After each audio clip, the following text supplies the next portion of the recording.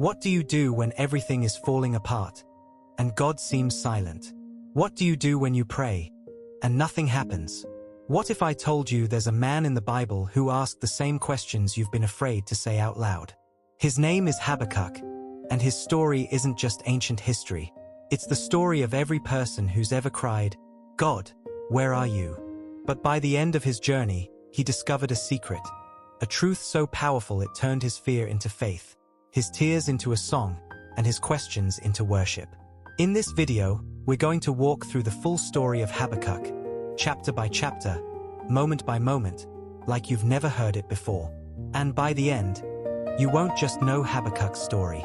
Before we dive into this powerful story, make sure to hit that subscribe button and tap the notification bell so you never miss a single moment of truth and transformation here on Bible at Dawn. Join our channel membership through the link in the description below and unlock exclusive benefits. The sun had barely risen over the land of Judah, but the cries of the people had already begun. In the city streets, merchants shouted at one another, not with joy or honesty, but with cheating tongues and angry threats. Judges sat in their high places, listening to cases, not to bring justice, but to see which rich man would bribe them more. Children begged for bread. Widows were pushed aside. The poor were ignored. In the middle of this darkness stood a man named Habakkuk. He was not a king. He was not a warrior. He was a prophet, a man who listened to God and spoke God's words to the people. But this time, Habakkuk had no message to give the people. This time, the prophet had a question. No, many questions, and he took them straight to God. He fell to his knees, raised his voice to the sky, and cried out in pain. "O Lord, how long must I cry for help and you do not listen? Why do I shout to you, violence, and you do not save? Why do you make me look at evil day after day? Why do you tolerate wrongdoing?" Habakkuk's heart was heavy. He wasn't speaking as a preacher that day. He was speaking as a man, heartbroken, confused, and full of sorrow. He continued, "The law has become weak. Justice never comes. The wicked surround the righteous, so justice is twisted." Habakkuk 1 verses 2-4. Habakkuk had watched his beloved nation fall into sin. These were God's people, Judah, the chosen ones. They had the temple, the priests, the scrolls, and the stories of miracles. But they had forgotten God. And it wasn't just the people in the streets. It was the leaders, the rich, the priests, the rulers. Everyone was chasing power, not holiness. Habakkuk couldn't take it anymore. Day after day, he saw people robbed, women beaten, the poor trampled. And yet, heaven seemed silent. "Lord," he cried again, "why are you doing nothing? Where are you? Don't you see what's happening?" Habakkuk's cry was raw, real, and honest. He wasn't trying to impress God with beautiful prayers. He was just pouring out his broken heart. And the amazing thing is, God listened. God did not turn away. He didn't get angry at Habakkuk's questions. Instead, God spoke. But what he said shocked Habakkuk to his core. "Look at the nations and watch. Be amazed and stunned. I am doing something in your days that you would not believe, even if someone told you." At first, Habakkuk might have felt a spark of hope. Was God finally going to move? Would he restore Judah and bring justice? But God's next words shook the very ground beneath Habakkuk's feet. "I am raising up the Babylonians." The Babylonians? God continued. "They are cruel. They sweep across the earth to take lands that are not theirs. They are feared and dreaded. Their own strength is their God. They come like the wind and destroy everything in their path." Habakkuk blinked in disbelief. He could not understand it. He had cried out for justice, for God to stop the evil in Judah. He wanted healing, repentance, and peace. But now, God was going to send a storm, a violent and dreadful nation that would wipe everything away. The Babylonians were not just enemies. They were monsters to the people of Judah. They marched like fire, broke cities like clay pots, and killed without mercy. Their king, Nebuchadnezzar, was feared everywhere. His army was like a flood, and no wall could stop them. Habakkuk couldn't understand it.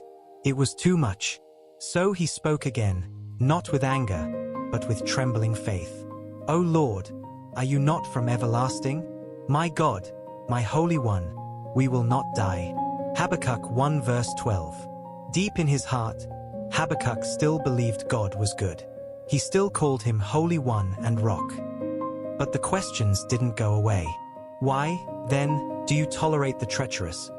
Why are you silent when the wicked swallow up those more righteous than they? Yes, Judah had sinned, but Babylon was worse. So why, Lord? Why would you allow evil to punish evil? Habakkuk described the Babylonians like a fisherman who threw a huge net into the sea and pulled out every fish. The sea was full of nations, and Babylon just scooped them up, one after another. The Babylonians were proud. They worshipped their weapons and trusted only in violence. To them, people were nothing, just prey for their hooks. Will they keep emptying their net forever? Habakkuk asked. Will they keep destroying nations without mercy? There was silence for a moment. The wind outside shook the trees. The prophet stood alone, but not in defeat. He took a deep breath, stepped up to a high place, and made a decision. I will stand at my watchpost, he said. I will station myself on the tower. I will wait to see what the Lord will say to me, and how he will answer my complaint. Habakkuk 2 verse 1. Habakkuk didn't walk away from God. He didn't hide his questions or pretend everything was okay. Instead, he climbed higher. Like a guard on a city wall, he chose to watch and wait. Not everyone has the courage to wait on God when the answers don't make sense. But Habakkuk did. He waited. And then, God answered again. He told Habakkuk something very important. Something that would not only shape Habakkuk's own life but would become a message to generations after him. Write the vision. Make it plain on tablets, so that whoever reads it may run and tell others. For the vision is for a future time. It speaks of the end. It will come. Wait for it. Even if it takes time, it will surely come. It will not delay. Habakkuk 2 verses 2 to 3. God was saying, my promises may seem slow, but they are never late. Sometimes we look around and wonder, why hasn't justice come yet? Why do the wicked still prosper? Why is evil still rising? God's answer was simple and powerful. Wait. But not just any kind of waiting. This was the kind of waiting that takes faith. Faith to believe in what you can't yet see. Faith to trust God even when the world looks broken. Faith to live day by day, knowing that God's word is true, even when his timing is different from ours. And then, like a beam of light breaking through dark clouds, God spoke the words that would shake the earth. The righteous shall live by his faith. Habakkuk 2 verse 4. That one sentence became the foundation of many lives. It meant that those who trust in God, even in confusion, even in pain, will not only survive, they will live. The Babylonians were proud. They were strong on the outside but dead on the inside. They trusted in their armies, their idols, and their greed. But their strength would collapse. Their kingdom would fall. God began to speak 5 woes, 5 strong warnings against the wicked, especially those like Babylon. Woe number 1, woe to the thieves. Woe to him who piles up stolen goods and makes himself rich by extortion. How long will this go on? God saw those who became rich by hurting others. Their wealth was not a blessing, it was a curse. One day, all they had stolen would be taken from them. The people they robbed would rise up. Woe number 2, woe to the builders of blood. Woe to him who builds his city with bloodshed and establishes a town by injustice. The Babylonians built cities through violence. But God was watching, and he would tear down every brick made with blood. Woe number 3, woe to the ones who lead others into sin. Woe to him who gives drink to his neighbors, pouring it from the wineskin till they are drunk. This was more than alcohol. It meant people who entice others to sin, who use their power to shame others, to mock them, to make them fall. God said, you made others drink shame, but now you will drink judgment. Woe number 4, woe to the idol makers. Woe to him who says to wood, come to life, or to lifeless stone, wake up. Can it give guidance? It is covered with gold and silver, but has no breath. Habakkuk 2 verse 19. The Babylonians worshipped statues, idols made with their own hands. They bowed to lifeless objects, hoping for protection. But Habakkuk knew the truth. The Lord is in his holy temple. Let all the earth be silent before him. Habakkuk 2 verse 20. The idols were silent because they were dead. But the Lord, he was alive, powerful, and sitting on his throne. These were not just words for Babylon. They were a mirror for everyone, including us. Because even today, people chase wealth, power, pleasure, and idols. But the message has not changed. The righteous will live by faith. That means trusting God when the world doesn't make sense. It means walking in his truth, even when evil seems louder. It means remembering that God sees everything, and he will set it right. Habakkuk had started his journey full of questions. Why, Lord? Where are you? Why do you let the wicked win? Now, with the vision written and the truth spoken, something inside him began to change. He didn't have all the answers, but he had a clear picture. God sees everything. Evil will be judged. The righteous must live by faith. One day, the whole earth will be filled with the glory of the Lord. Like water covers the sea, so will his glory cover the nations. Habakkuk looked out over the land. The problems were still there. The people were still sinful. Babylon was still coming. But now, he had God's word written in stone. A vision that would guide his heart, steady his soul, and lead him into worship. And that worship would become a song, a prayer, a praise that would shake the heavens. Something had shifted inside the prophet. Habakkuk picked up his writing tools and began to pen a prayer, not just with words, but with worship. Lord, I have heard of your fame. I stand in awe of your deeds, O Lord. Repeat them in our day. In our time make them known. In wrath, remember mercy. Habakkuk 3 verse 2. Habakkuk remembered what God had done before. And as he remembered, his heart was lifted. He wrote a poetic vision, more than a memory. It was a picture of God in motion. God came from Teman, the Holy One from Mount Paran. Habakkuk 3 verse 3. Those places, Teman and Mount Paran, were not just names. They were reminders of where God had shown his power in the past. When the Israelites were in the wilderness, God had appeared like fire and storm, leading them by cloud and thunder. And now, Habakkuk pictured God rising again, like a warrior stepping down from the mountain. His glory covered the heavens. His praise filled the earth. His brightness was like the sunrise. Rays flashed from his hands. Habakkuk 3 verse 4. Habakkuk saw more than a vision. He saw majesty. God was not silent. He was not weak. He was not hiding. He was mighty. He was light. He was full of power. And when he moved, the world shook. He stood and shook the earth. He looked and made the nations tremble. The ancient mountains crumbled. Habakkuk 3 verse 6. The same God who led Moses, who split the Red Sea, who brought down walls at Jericho, that same God was still on the throne. Habakkuk was filled with holy fear. He remembered how God crushed kings, how he stopped rivers, how he came to save his people.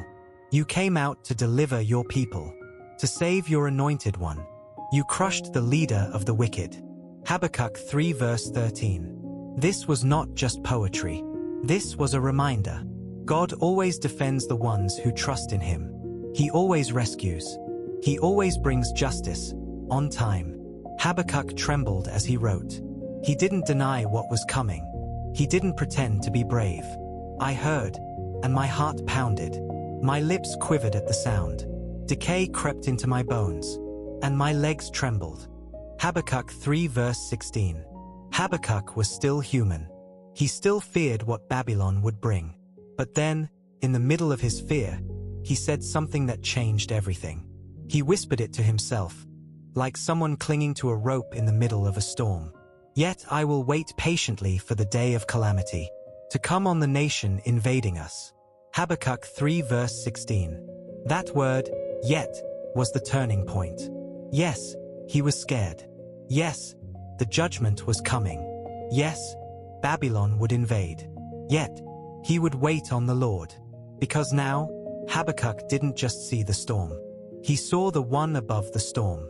And slowly, that yet turned into a declaration. A shout. A song. Though the fig tree does not blossom, and there are no grapes on the vine, though the olive crop fails, and the fields produce no food, though there are no sheep in the pen, and no cattle in the stalls, yet I will rejoice in the Lord. I will be joyful in God my Savior. Habakkuk 3 verses 17 to 18. This was faith. Real faith. Faith that doesn't depend on blessings. Faith that rejoices even when nothing goes right. Faith that dances even when the music stops. Faith that says, even if I lose everything, I still have God. And that is enough. Habakkuk, the prophet who had started with questions, was now the prophet who sang in the storm. He closed his prayer with a final word. The sovereign Lord is my strength. He makes my feet like the feet of a deer.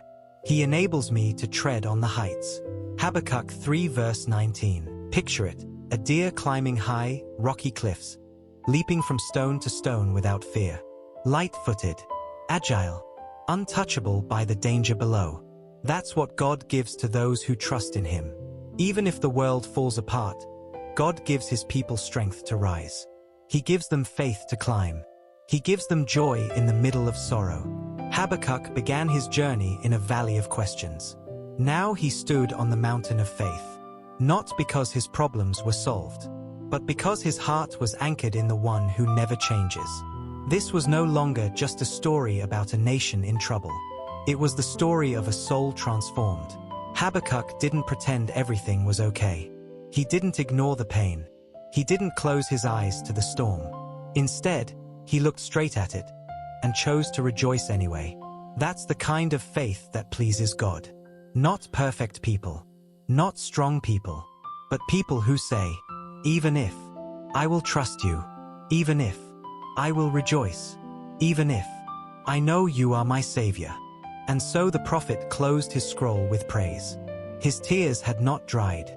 His voice may have trembled, but his spirit stood tall. Because when you trust God, even if everything else fails, you will never fall. The prophet Habakkuk stood at the edge of history. Behind him was confusion, sorrow, questions, and tears. Before him was a path no one in Judah could fully understand, a future shaped by God, but filled with challenges. But something inside Habakkuk had changed forever. He had learned something most people never do. He had learned to say, the sovereign Lord is my strength. Habakkuk 3 verse 19. That one sentence, small and simple, was now the foundation of his life. We begin with questions. We wrestle through the silence. We stand on the promises. We learn to wait. And in the end, we worship. Not because we understand everything, but because we trust the one who does. Habakkuk's name means to embrace. And that's exactly what he did. He embraced God's plan, even when it hurt.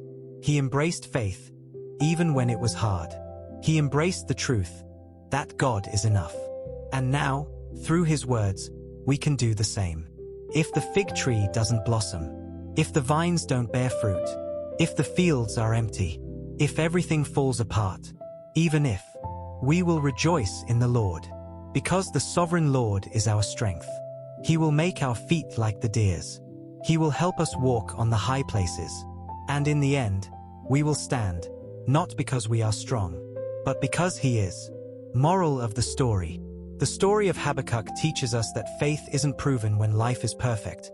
It's proven when everything falls apart, and you still choose to trust God. Even if the fig tree doesn't blossom, even if the answers don't come, God is still our strength, and he is still worthy of praise. What is your even if moment? What have you been waiting for, praying for, crying out for, only to be met with silence? Are you willing to trust God, even if the answer doesn't come right away? Before we conclude, let's have this prayer. Heavenly Father, when I look around and see darkness, give me eyes to look up and see you. When I feel unheard, remind me that you are always listening. When my heart is overwhelmed, be my strength. Teach me to say, like Habakkuk, even if the fig tree doesn't blossom, even if the fields are empty, I will rejoice in the Lord.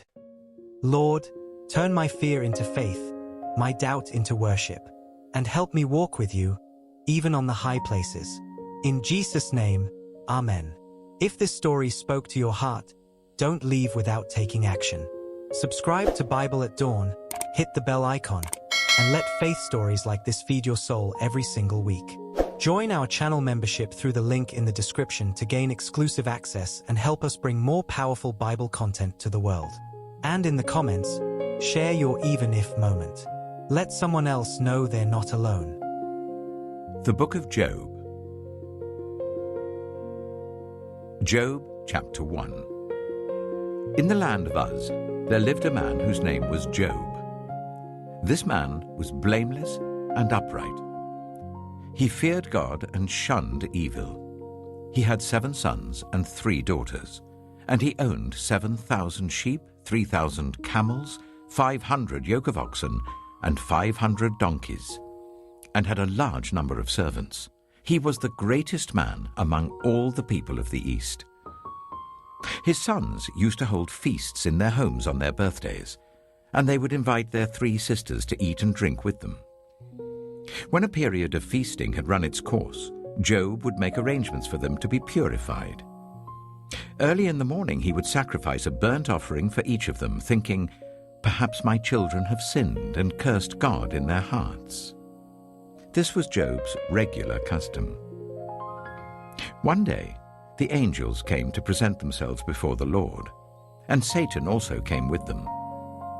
The Lord said to Satan, "Where have you come from?" Satan answered the Lord, "From roaming throughout the earth, going to and fro on it." Then the Lord said to Satan, "Have you considered my servant Job? There is no one on earth like him. He is blameless and upright, a man who fears God and shuns evil."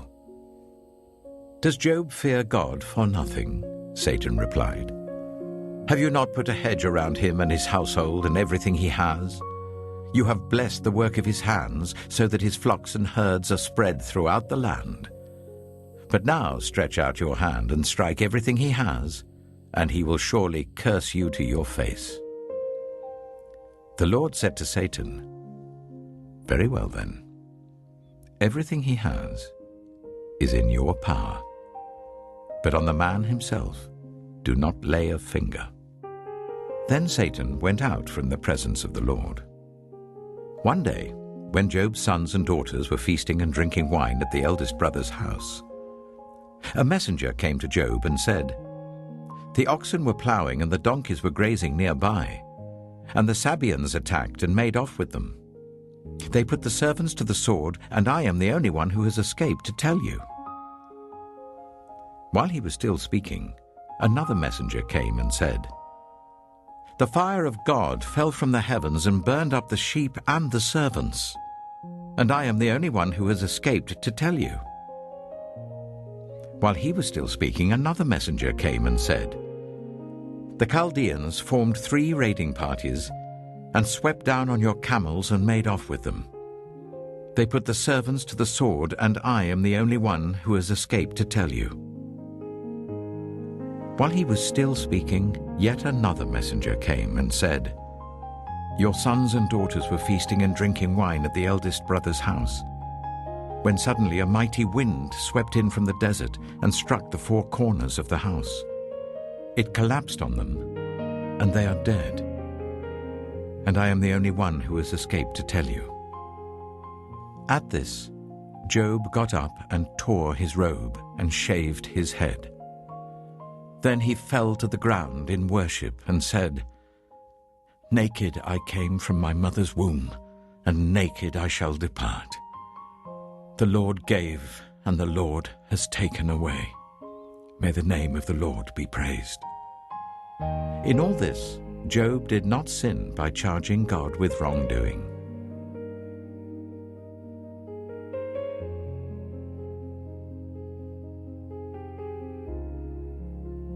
Job chapter 2. On another day, the angels came to present themselves before the Lord, and Satan also came with them to present himself before him. And the Lord said to Satan, "Where have you come from?" Satan answered the Lord, "From roaming throughout the earth, going to and fro on it." Then the Lord said to Satan, "Have you considered my servant Job? There is no one on earth like him. He is blameless and upright, a man who fears God and shuns evil. And he still maintains his integrity, though you incited me against him to ruin him without any reason." "Skin for skin," Satan replied. "A man will give all he has for his own life. But now stretch out your hand and strike his flesh and bones, and he will surely curse you to your face." The Lord said to Satan, "Very well then, he is in your hands. But you must spare his life." So Satan went out from the presence of the Lord and afflicted Job with painful sores from the soles of his feet to the crown of his head. Then Job took a piece of broken pottery and scraped himself with it as he sat among the ashes. His wife said to him, "Are you still maintaining your integrity? Curse God and die." He replied, "You are talking like a foolish woman. Shall we accept good from God and not trouble?" In all this, Job did not sin in what he said. When Job's 3 friends, Eliphaz the Temanite, Bildad the Shuhite, and Zophar the Naamathite, heard about all the troubles that had come upon him, they set out from their homes and met together by agreement to go and sympathize with him and comfort him.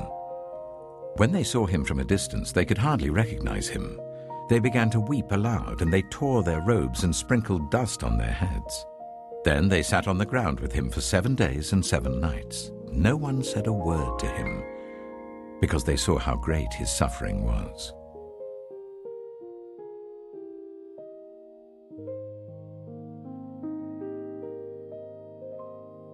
Job chapter 3. After this, Job opened his mouth and cursed the day of his birth. He said, "May the day of my birth perish, and the night that said a boy is conceived. That day, may it turn to darkness. May God above not care about it. May no light shine on it. May gloom and utter darkness claim it once more. May a cloud settle over it. May blackness overwhelm it. That night, may thick darkness seize it. May it not be included among the days of the year, nor be entered in any of the months. May that night be barren. May no shout of joy be heard in it. May those who curse days curse that day. Those who are ready to rouse Leviathan, may its morning stars become dark. May it wait for daylight in vain and not see the first rays of dawn. For it did not shut the doors of the womb on me, to hide trouble from my eyes. Why did I not perish at birth and die as I came from the womb? Why were there knees to receive me and breasts that I might be nursed? For now I would be lying down in peace.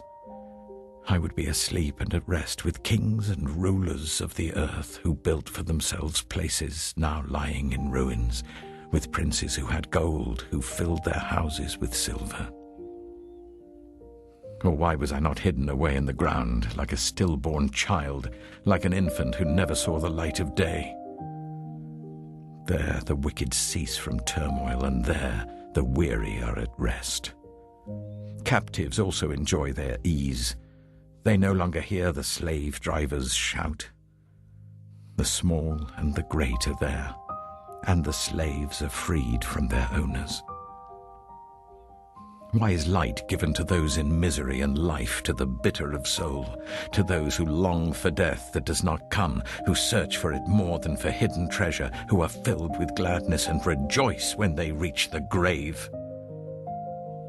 Why is life given to a man whose way is hidden, whom God has hedged in? For sighing has become my daily food, my groans pour out like water. What I feared has come upon me. What I dreaded has happened to me. I have no peace, no quietness. I have no rest, but only turmoil.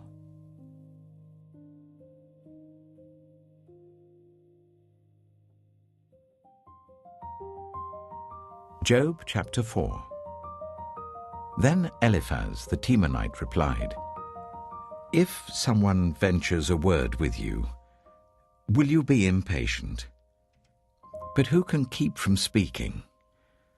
Think how you have instructed many, how you have strengthened feeble hands. Your words have supported those who stumbled, you have strengthened faltering knees. But now trouble comes to you, and you are discouraged. It strikes you, and you are dismayed. Should not your piety be your confidence, and your blameless ways your hope? Consider now, who being innocent has ever perished? Where were the upright ever destroyed? As I have observed, those who plough evil and those who sow trouble reap it. At the breath of God they perish. At the blast of his anger they are no more. The lions may roar and growl, yet the teeth of the great lions are broken. The lion perishes for lack of prey, and the cubs of the lioness are scattered. A word was secretly brought to me. My ears caught a whisper of it. Amid disquieting dreams in the night, when deep sleep falls on people, fear and trembling seized me and made all my bones shake.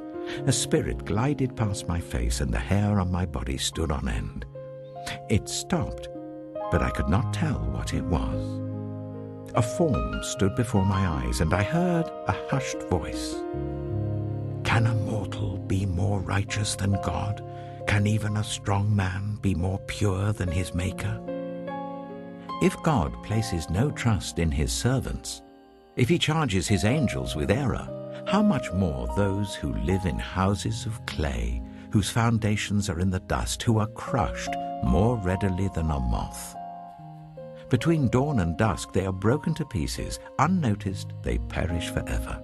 Are not the cords of their tent pulled up, so that they die without wisdom?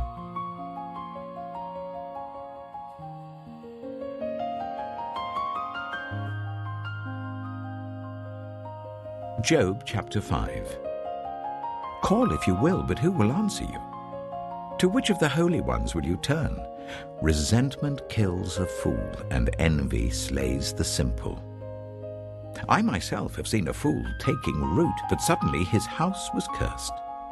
His children are far from safety, crushed in court without a defender. The hungry consume his harvest, taking it even from among thorns, and the thirsty pant after his wealth. For hardship does not spring from the soil, nor does trouble sprout from the ground. Yet man is born to trouble, as surely as sparks fly upwards. But if I were you, I would appeal to God. I would lay my cause before him. He performs wonders that cannot be fathomed, miracles that cannot be counted. He provides rain for the earth. He sends water on the countryside. The lowly he sets on high, and those who mourn are lifted to safety. He thwarts the plans of the crafty, so that their hands achieve no success. He catches the wise in their craftiness, and the schemes of the wily are swept away. Darkness comes upon them in the daytime. At noon they grope as in the night. He saves the needy from the sword in their mouth. He saves them from the clutches of the powerful. So the poor have hope, and injustice shuts its mouth. Blessed is the one whom God corrects. So do not despise the discipline of the Almighty. For he wounds, but he also binds up. He injures, but his hands also heal. From 6 calamities he will rescue you. In 7, no harm will touch you. In famine he will deliver you from death, and in battle from the stroke of the sword. You will be protected from the lash of the tongue, and need not fear when destruction comes. You will laugh at destruction and famine, and need not fear the wild animals. For you will have a covenant with the stones of the field, and the wild animals will be at peace with you. You will know that your tent is secure. You will take stock of your property and find nothing missing. You will know that your children will be many, and your descendants like the grass of the earth. You will come to the grave in full vigor, like sheaves gathered in season. We have examined this, and it is true. So hear it, and apply it to yourself.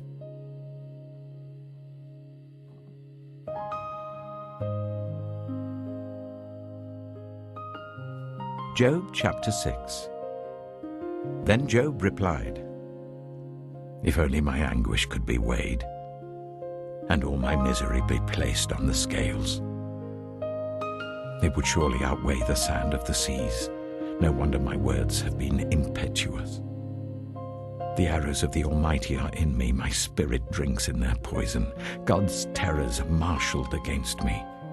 Does a wild donkey bray when it has grass, or an ox bellow when it has fodder? Is tasteless food eaten without salt, or is there flavor in the sap of the mallow? I refuse to touch it. Such food makes me ill. Oh, that I might have my request, that God would grant what I hope for, that God would be willing to crush me, to let loose his hand and cut off my life. Then I would still have this consolation, my joy in unrelenting pain, that I had not denied the words of the Holy One. What strength do I have that I should still hope? What prospects that I should be patient? Do I have the strength of stone? Is my flesh bronze? Do I have any power to help myself now that success has been driven from me? Anyone who withholds kindness from a friend forsakes the fear of the Almighty. But my brothers are as undependable as intermittent streams, as the streams that overflow when darkened by thawing ice and swollen with melting snow, but that stop flowing in the dry season and in the heat vanish from their channels. Caravans turn aside from their routes. They go off into the wasteland and perish. The caravans of Tema look for water. The traveling merchants of Sheba look in hope. They are distressed because they had been confident. They arrive there only to be disappointed. Now you too have proved to be of no help. You see something dreadful and are afraid. Have I ever said, "Give something on my behalf, pay a ransom for me from your wealth, deliver me from the hand of the enemy, rescue me from the clutches of the ruthless"? Teach me and I will be quiet. Show me where I have been wrong. How painful are honest words. But what do your arguments prove? Do you mean to correct what I say and treat my desperate words as wind? You would even cast lots for the fatherless and barter away your friend. But now be so kind as to look at me. Would I lie to your face? Relent, do not be unjust. Reconsider, for my integrity is at stake. Is there any wickedness on my lips? Can my mouth not discern malice?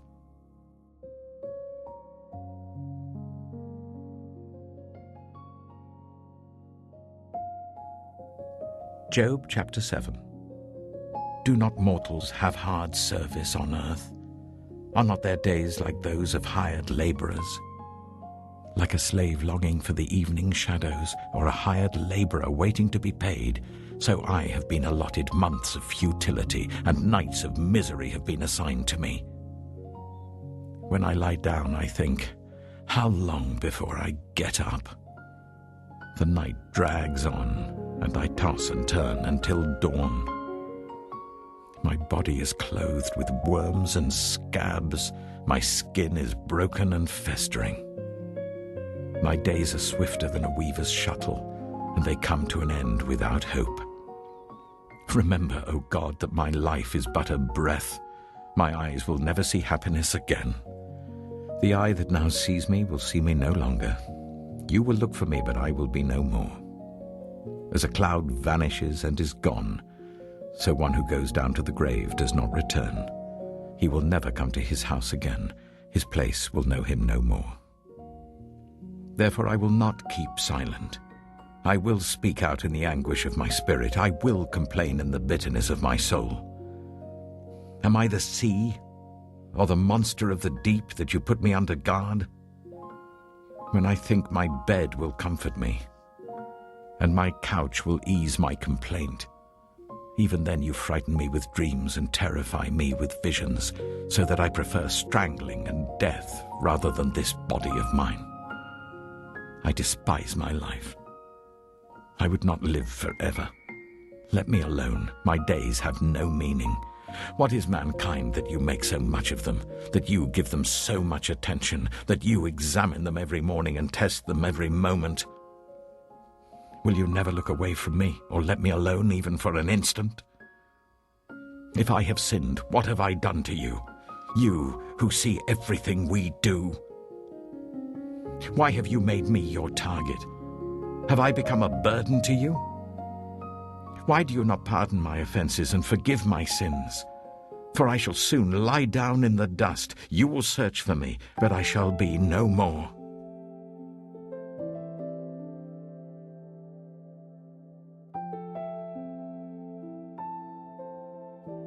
Job chapter 8. Then Bildad the Shuhite replied, "How long will you say such things? Your words are a blustering wind. Does God pervert justice? Does the Almighty pervert what is right? When your children sinned against him, he gave them over to the penalty of their sin.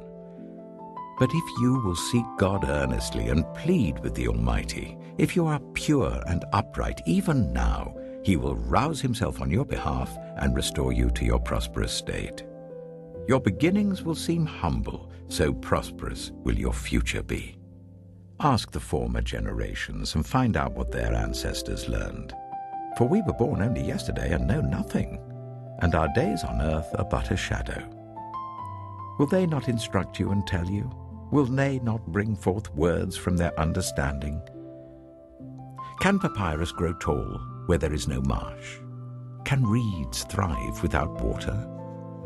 While still growing and uncut, they wither more quickly than grass. Such is the destiny of all who forget God. So perishes the hope of the godless. What they trust in is fragile. What they rely on is a spider's web. They lean on the web, but it gives way. They cling to it, but it does not hold. They are like a well-watered plant in the sunshine, spreading its shoots over the garden. It entwines its roots round a pile of rocks and looks for a place among the stones. But when it is torn from its spot, that place disowns it and says, "I never saw you."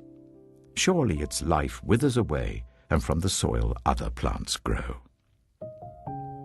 Surely God does not reject one who is blameless, or strengthen the hands of evildoers. He will yet fill your mouth with laughter and your lips with shouts of joy. Your enemies will be clothed in shame, and the tents of the wicked will be no more.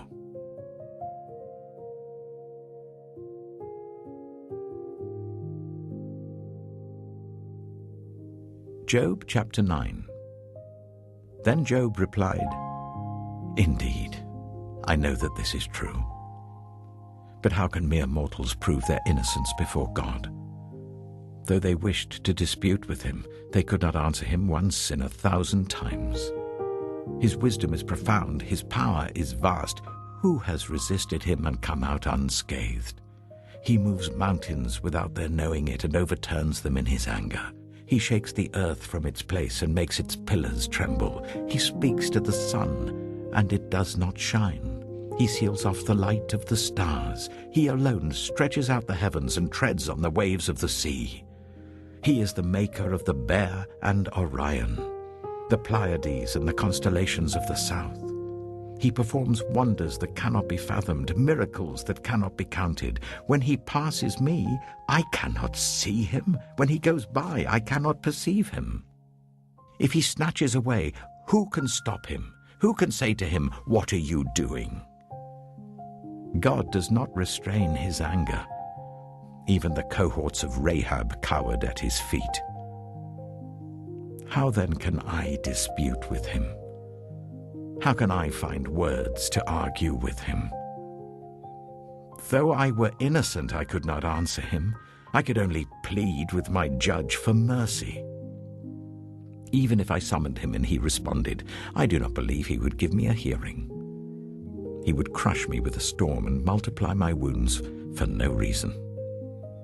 He would not let me catch my breath, but would overwhelm me with misery. If it is a matter of strength, he is mighty. And if it is a matter of justice, who can challenge him? Even if I were innocent, my mouth would condemn me. If I were blameless, it would pronounce me guilty. Although I am blameless, I have no concern for myself. I despise my own life. It is all the same. That is why I say he destroys both the blameless and the wicked. When a scourge brings sudden death, he mocks the despair of the innocent. When a land falls into the hands of the wicked, he blindfolds its judges. If it is not he, then who is it? My days are swifter than a runner. They fly away without a glimpse of joy. They skim past like boats of papyrus, like eagles swooping down on their prey. If I say, I will forget my complaint, I will change my expression and smile, I still dread all my sufferings, for I know you will not hold me innocent. Since I am already found guilty, why should I struggle in vain? Even if I washed myself with soap and my hands with cleansing powder, you would plunge me into a slime pit so that even my clothes would detest me. He is not a mere mortal like me, that I might answer him, that we might confront each other in court. If only there was someone to mediate between us, someone to bring us together, someone to remove God's rod from me, so that his terror would frighten me no more.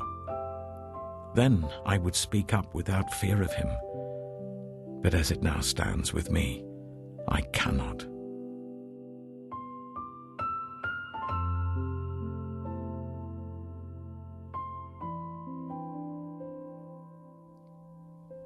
Job chapter 10. I loathe my very life. Therefore I will give free rein to my complaint and speak out in the bitterness of my soul. I say to God, do not declare me guilty, but tell me what charges you have against me.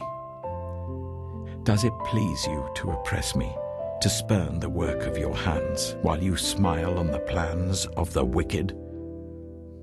Do you have eyes of flesh? Do you see as a mortal sees? Are your days like those of a mortal, or your years like those of a strong man, that you must search out my faults and probe after my sin? Though you know that I am not guilty, and that no one can rescue me from your hand. Your hands shaped me and made me. Will you now turn and destroy me? Remember that you molded me like clay. Will you now turn me to dust again? Did you not pour me out like milk and curdle me like cheese, clothe me with skin and flesh and knit me together with bones and sinews?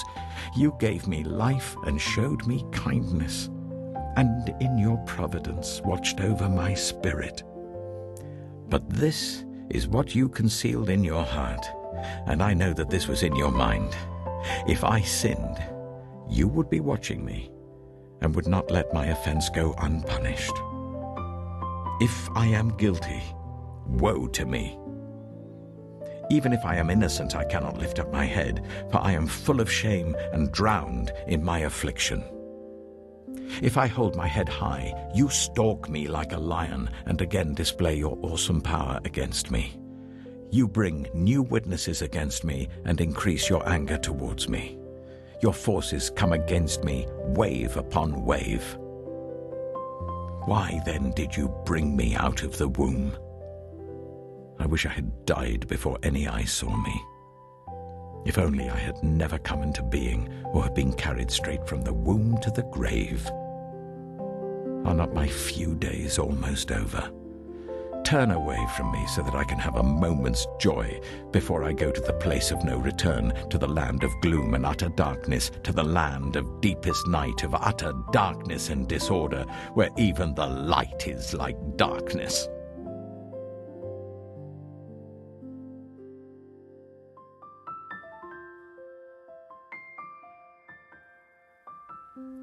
Job chapter 11. Then Zophar the Naamathite replied, "Are all these words to go unanswered? Is this talker to be vindicated? Will your idle talk reduce others to silence? Will no one rebuke you when you mock? You say to God, 'My beliefs are flawless and I am pure in your sight.' Oh, how I wish that God would speak, that he would open his lips against you and disclose to you the secrets of wisdom, for true wisdom has two sides. Know this, God has even forgotten some of your sin. Can you fathom the mysteries of God? Can you probe the limits of the Almighty? They are higher than the heavens above. What can you do? They are deeper than the depths below. What can you know? Their measure is longer than the earth and wider than the sea. If he comes along and confines you in prison and convenes a court, who can oppose him? Surely he recognizes deceivers, and when he sees evil, does he not take note? But the witless can no more become wise than a wild donkey's colt can be born human. Yet, if you devote your heart to him and stretch out your hands to him, if you put away the sin that is in your hand and allow no evil to dwell in your tent, then, free of fault, you will lift up your face. You will stand firm and without fear. You will surely forget your trouble, recalling it only as waters gone by. Life will be brighter than noonday, and darkness will become like morning. You will be secure because there is hope. You will look about you and take your rest in safety. You will lie down with no one to make you afraid, and many will court your favor. But the eyes of the wicked will fail, and escape will elude them. Their hope will become a dying gasp.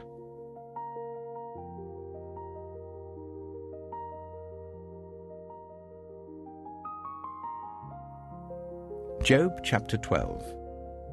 Then Job replied, "Doubtless you are the only people who matter, and wisdom will die with you. But I have a mind as well as you. I'm not inferior to you. Who does not know all these things? I have become a laughingstock to my friends, though I called on God and he answered, a mere laughingstock, though righteous and blameless. Those who are at ease have contempt for misfortune, as the fate of those whose feet are slipping. The tents of marauders are undisturbed, and those who provoke God are secure, those whom God has in his hand. But ask the animals, and they will teach you, or the birds in the sky, and they will tell you. Or speak to the earth, and it will teach you, or let the fish in the sea inform you. Which of all these does not know that the hand of the Lord has done this? In his hand is the life of every creature and the breath of all mankind. Does not the ear test words as the tongue tastes food? Is not wisdom found among the aged? Does not long life bring understanding? To God belong wisdom and power. Counsel and understanding are his. What he tears down cannot be rebuilt. Those he imprisons cannot be released. If he holds back the waters, there is drought. If he lets them loose, they devastate the land. To him belongs strength and insight. Both deceived and deceiver are his. He leads rulers away stripped and makes fools of judges. He takes off the shackles put on by kings and ties a loincloth around their waist. He leads priests away stripped and overthrows officials long established. He silences the lips of trusted advisers and takes away the discernment of elders. He pours contempt on nobles and disarms the mighty. He reveals the deep things of darkness and brings utter darkness into the light. He makes nations great and destroys them. He enlarges nations and disperses them. He deprives the leaders of the earth of their reason. He makes them wander in a trackless waste. They grope in darkness with no light. He makes them stagger like drunkards.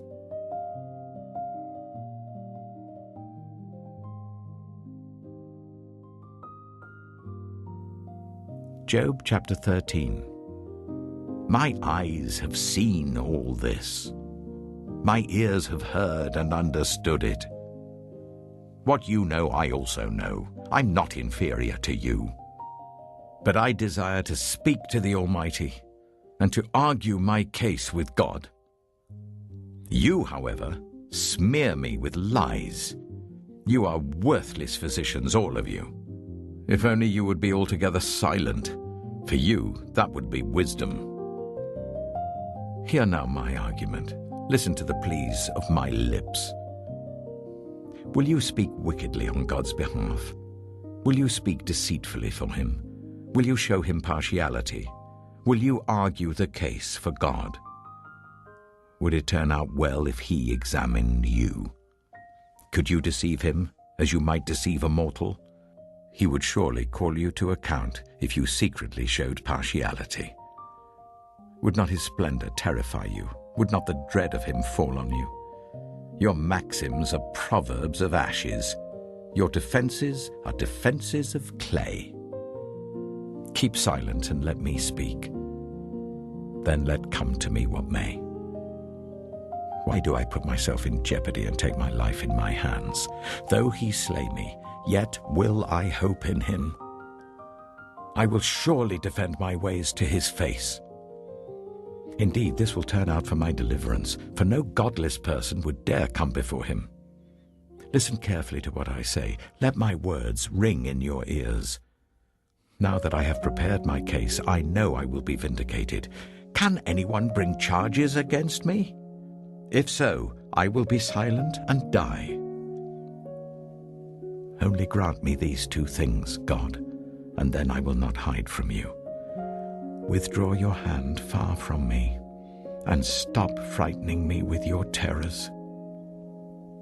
Then summon me and I will answer, or let me speak, and you reply to me. How many wrongs and sins have I committed?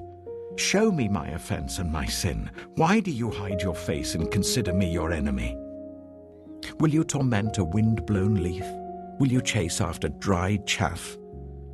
For you write down bitter things against me and make me reap the sins of my youth. You fasten my feet in shackles. You keep close watch on all my paths by putting marks on the soles of my feet. So man wastes away like something rotten, like a garment eaten by moths.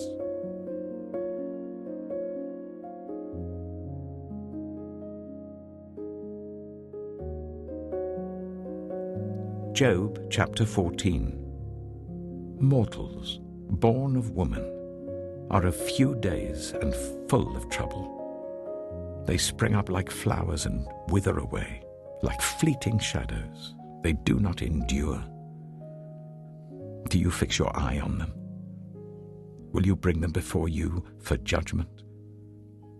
Who can bring what is pure from the impure? No one. A person's days are determined. You have decreed the number of his months and have set limits he cannot exceed. So look away from him and let him alone, till he has put in his time like a hired laborer. At least there is hope for a tree.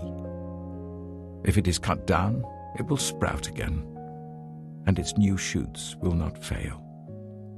Its roots may grow old in the ground, and its stump die in the soil, yet at the scent of water it will bud and put forth shoots like a plant. But a man dies and is laid low. He breathes his last and is no more. As the water of a lake dries up or a riverbed becomes parched and dry, so he lies down and does not rise. Till the heavens are no more, people will not awake or be roused from their sleep. If only you would hide me in the grave and conceal me till your anger has passed. If only you would set me a time and then remember me. If someone dies, will they live again? All the days of my hard service I will wait for my renewal to come. You will call and I will answer you. You will long for the creature your hands have made. Surely then you will count my steps, but not keep track of my sin. My offenses will be sealed up in a bag. You will cover over my sin. But as a mountain erodes and crumbles, and as a rock is moved from its place, as water wears away stones and torrents wash away the soil, so you destroy a person's hope. You overpower them once for all, and they are gone. You change their countenance and send them away. If their children are honored, they do not know it. If their children are brought low, they do not see it. They feel but the pain of their own bodies and mourn only for themselves.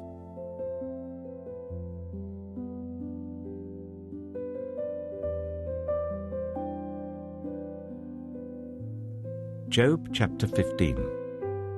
Then Eliphaz the Temanite replied, "Would a wise person answer with empty notions, or fill their belly with the hot east wind? Would they argue with useless words, with speeches that have no value? But you even undermine piety and hinder devotion to God. Your sin prompts your mouth.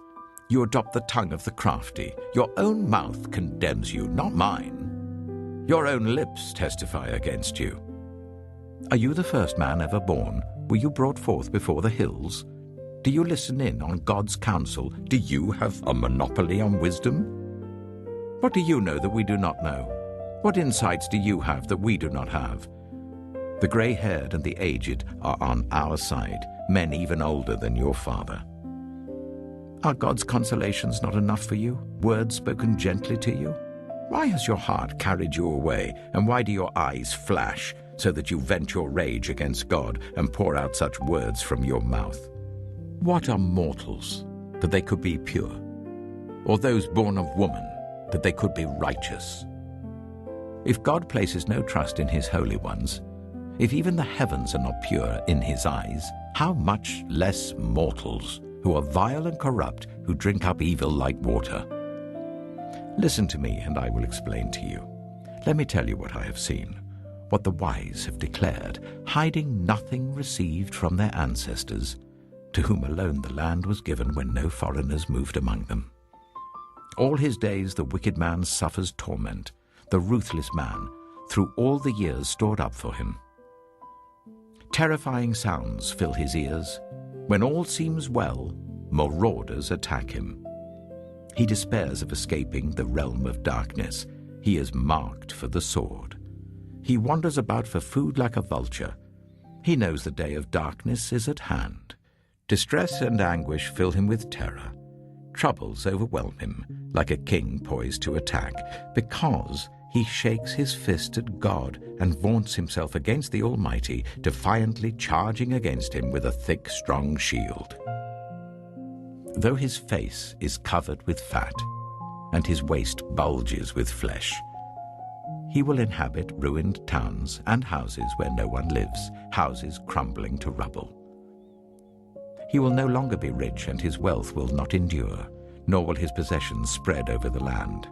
He will not escape the darkness. A flame will wither his shoots, and the breath of God's mouth will carry him away. Let him not deceive himself by trusting what is worthless, for he will get nothing in return. Before his time he will wither, and his branches will not flourish. He will be like a vine stripped of its unripe grapes, like an olive tree shedding its blossoms. For the company of the godless will be barren, and fire will consume the tents of those who love bribes. They conceive trouble and give birth to evil. Their womb fashions deceit.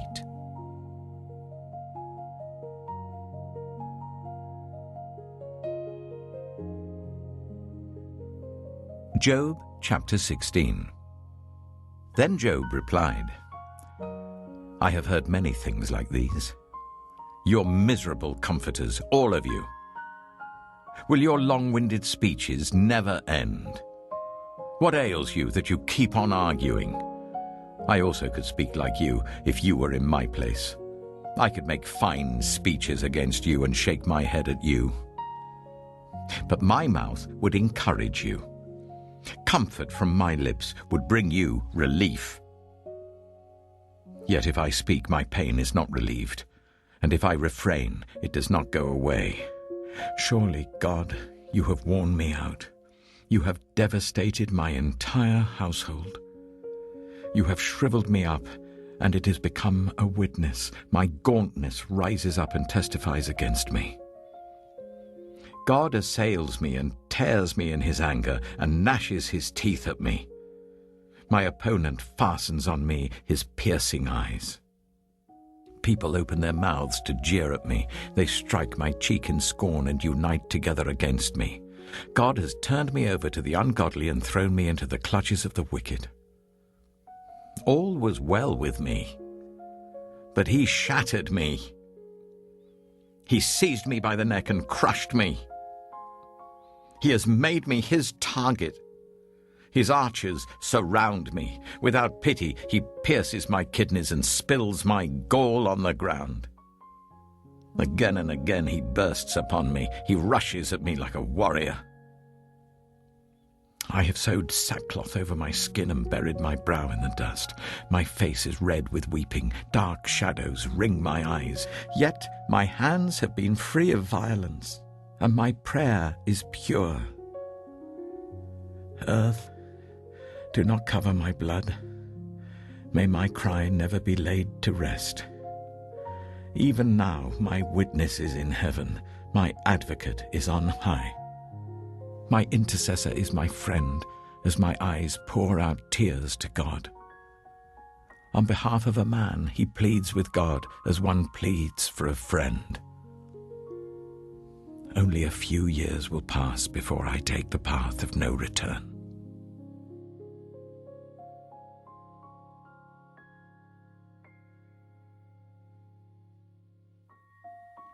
Job chapter 17. My spirit is broken, my days are cut short, the grave awaits me. Surely mockers surround me. My eyes must dwell on their hostility. Give me, O God, the pledge you demand. Who else will put up security for me? You have closed their minds to understanding, therefore you will not let them triumph. If anyone denounces their friends for reward, the eyes of their children will fail. God has made me a byword to everyone, a man in whose face people spit. My eyes have grown dim with grief. My whole frame is but a shadow. The upright are appalled at this. The innocent are aroused against the ungodly. Nevertheless, the righteous will hold to their ways, and those with clean hands will grow stronger. But come on, all of you, try again. I will not find a wise man among you. My days have passed, my plans are shattered. Yet the desires of my heart turn night into day. In the face of the darkness, light is near. If the only home I hope for is the grave, if I spread out my bed in the realm of darkness, if I say to corruption, you are my father, and to the worm, my mother, or my sister, where then is my hope? Who can see any hope for me? Will it go down to the gates of death? Will we descend together into the dust?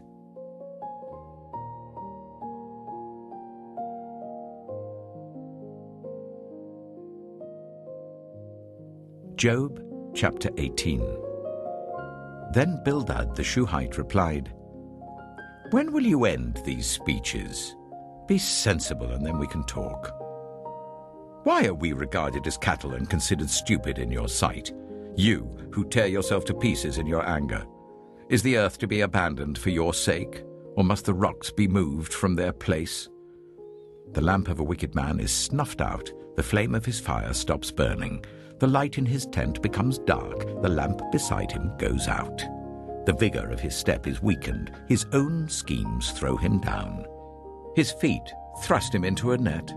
He wanders into its mesh. A trap seizes him by the heel, a snare holds him fast. A noose is hidden for him on the ground, a trap lies in his path. Terrors startle him on every side and dog his every step. Calamity is hungry for him. Disaster is ready for him when he falls. It eats away parts of his skin. Death's firstborn devours his limbs. He has torn from the security of his tent and marched off to the king of terrors. Fire resides in his tent. Burning sulfur is scattered over his dwelling. His roots dry up below, and his branches wither above. The memory of him perishes from the earth. He has no name in the land. He is driven from light into the realm of darkness and is banished from the world. He has no offspring or descendants among his people, no survivor where once he lived. People of the west are appalled at his fate. Those of the east are seized with horror. Surely such is the dwelling of an evil man. Such is the place of one who does not know God.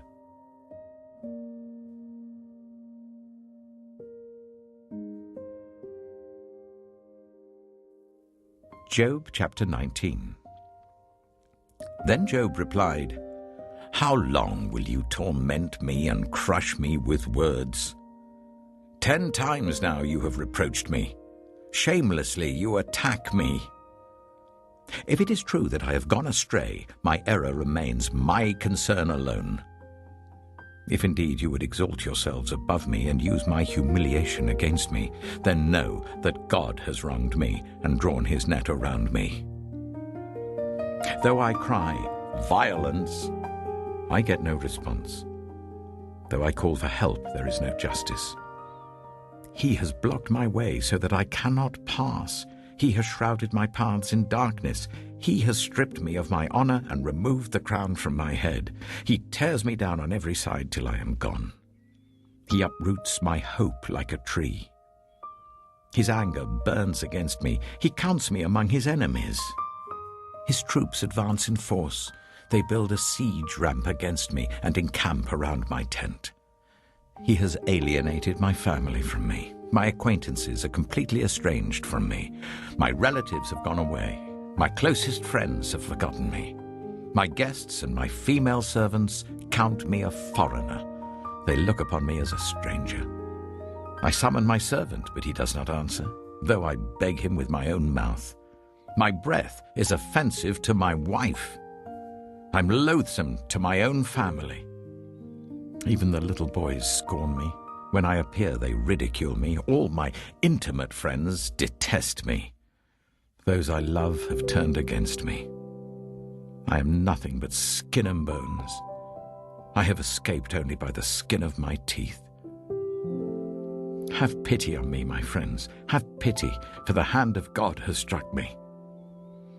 Why do you pursue me as God does? Will you never get enough of my flesh? Oh, that my words were recorded, that they were written on a scroll, that they were inscribed with an iron tool on lead or engraved in rock forever. I know that my Redeemer lives, and that in the end he will stand on the earth. And after my skin has been destroyed, yet in my flesh I will see God. I myself will see him with my own eyes, I and not another. How my heart yearns within me. If you say, "How we will hound him, since the root of the trouble lies in him," you should fear the sword yourselves. For wrath will bring punishment by the sword, and then you will know that there is judgment.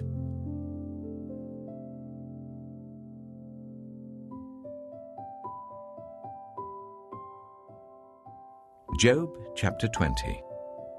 Then Zophar the Naamathite replied, "My troubled thoughts prompt me to answer because I am greatly disturbed. I hear a rebuke that dishonors me, and my understanding inspires me to reply. Surely you know how it has been from old, ever since mankind was placed on the earth, that the mirth of the wicked is brief, the joy of the godless lasts but a moment. Though the pride of the godless person reaches to the heavens and his head touches the clouds, he will perish forever, like his own dung. Those who have seen him will say, 'Where is he?'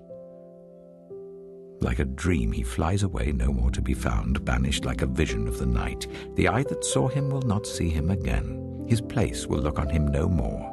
His children must make amends to the poor. His own hands must give back his wealth. The youthful vigor that fills his bones will lie with him in the dust. Though evil is sweet in his mouth and he hides it under his tongue, though he cannot bear to let it go and lets it linger in his mouth, yet his food will turn sour in his stomach. It will become the venom of serpents within him. He will spit out the riches he swallowed. God will make his stomach vomit them up. He will suck the poison of serpents. The fangs of an adder will kill him. He will not enjoy the streams, the rivers flowing with honey and cream. What he toiled for, he must give back uneaten. He will not enjoy the profit from his trading. For he has oppressed the poor and left them destitute. He has seized houses he did not build. Surely he will have no respite from his craving. He cannot save himself by his treasure. Nothing is left for him to devour. His prosperity will not endure. In the midst of his plenty, distress will overtake him. The full force of misery will come upon him.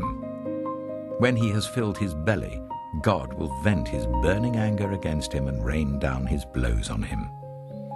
Though he flees from an iron weapon, a bronze-tipped arrow pierces him. He pulls it out of his back, the gleaming point out of his liver. Terrors will come over him. Total darkness lies in wait for his treasures. A fire unfanned will consume him and devour what is left in his tent. The heavens will expose his guilt. The earth will rise up against him. A flood will carry off his house, rushing waters on the day of God's wrath. Such is the fate God allots the wicked, the heritage appointed for them by God.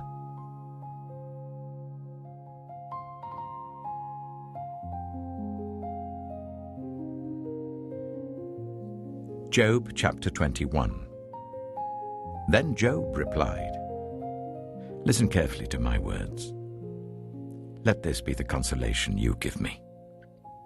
Bear with me while I speak, and after I have spoken, mock on. Is my complaint directed to a human being? Why should I not be impatient? Look at me and be appalled. Clap your hand over your mouth. When I think about this, I'm terrified. Trembling seizes my body. Why do the wicked live on, growing old and increasing in power? They see their children established around them, their offspring before their eyes. Their homes are safe and free from fear. The rod of God is not on them. Their bulls never fail to breed. Their cows calve and do not miscarry. They send forth their children as a flock. Their little ones dance about. They sing to the music of tambourine and lyre. They make merry to the sound of the pipe. They spend their years in prosperity and go down to the grave in peace. Yet they say to God, 'Leave us alone. We have no desire to know your ways. Who is the Almighty that we should serve him? What would we gain by praying to him?' But their prosperity is not in their own hands. So I stand aloof from the plans of the wicked. Yet how often is the lamp of the wicked snuffed out? How often does calamity come upon them, the fate God allots in his anger? How often are they like straw before the wind, like chaff swept away by a gale? It is said, 'God stores up the punishment of the wicked for their children.' Let him repay the wicked, so that they themselves will experience it. Let their own eyes see their destruction. Let them drink the cup of the wrath of the Almighty. For what do they care about the families they leave behind when their allotted months come to an end? Can anyone teach knowledge to God, since he judges even the highest? One person dies in full vigor, completely secure and at ease, well-nourished in body, bones rich with marrow. Another dies in bitterness of soul, never having enjoyed anything good. And side by side, they lie in the dust, and worms cover them both. I know full well what you're thinking, the schemes by which you would wrong me. You say, 'Where now is the house of the great, the tents where the wicked lived?' Have you never questioned those who travel? Have you paid no regard to their accounts? That the wicked are spared from the day of calamity, that they are delivered from the day of wrath? Who denounces their conduct to their face? Who repays them for what they have done? They are carried to the grave, and watch is kept over their tombs. The soil in the valley is sweet to them. Everyone follows after them, and a countless throng goes before them. So how can you console me with your nonsense? Nothing is left of your answers but falsehood.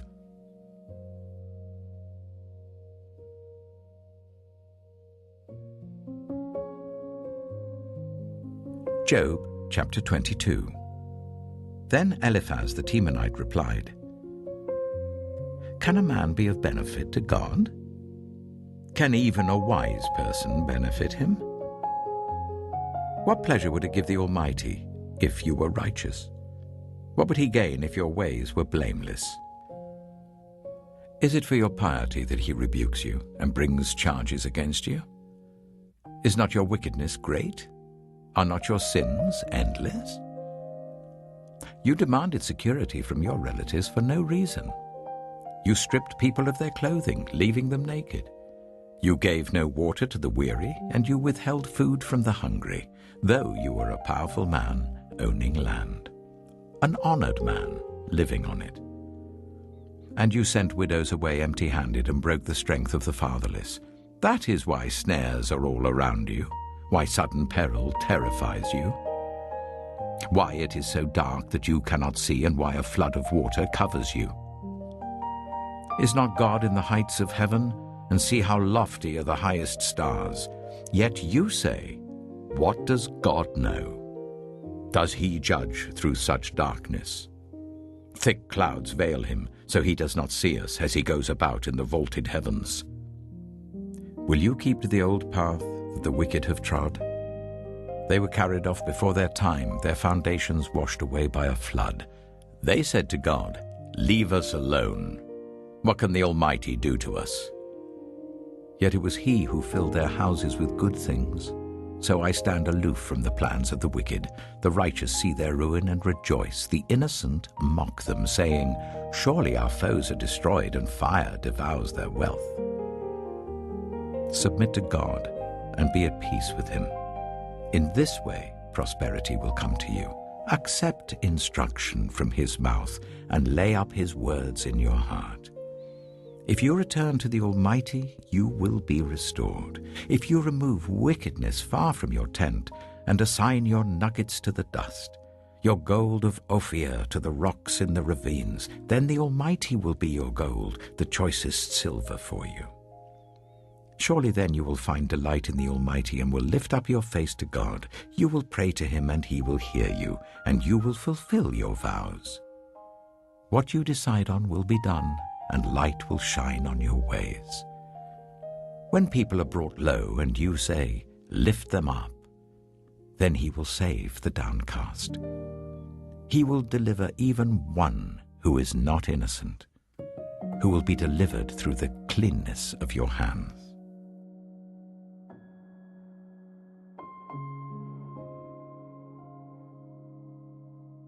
Job chapter 23. Then Job replied, Even today my complaint is bitter. His hand is heavy in spite of my groaning. If only I knew where to find him. If only I could go to his dwelling. I would state my case before him and fill my mouth with arguments.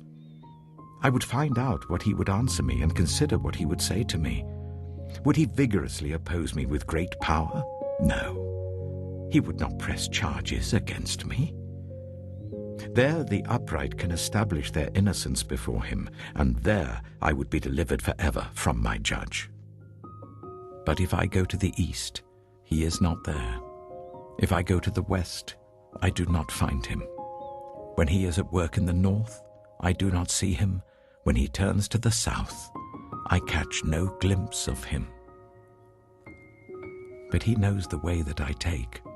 When he has tested me, I shall come forth as gold. My feet have closely followed his steps. I have kept to his way without turning aside. I have not departed from the commands of his lips. I have treasured the words of his mouth more than my daily bread. But he stands alone, and who can oppose him? He does whatever he pleases. He carries out his decree against me, and many such plans he still has in store. That is why I am terrified before him. When I think of all this, I fear him. God has made my heart faint. The Almighty has terrified me. Yet I am not silenced by the darkness, by the thick darkness that covers my face.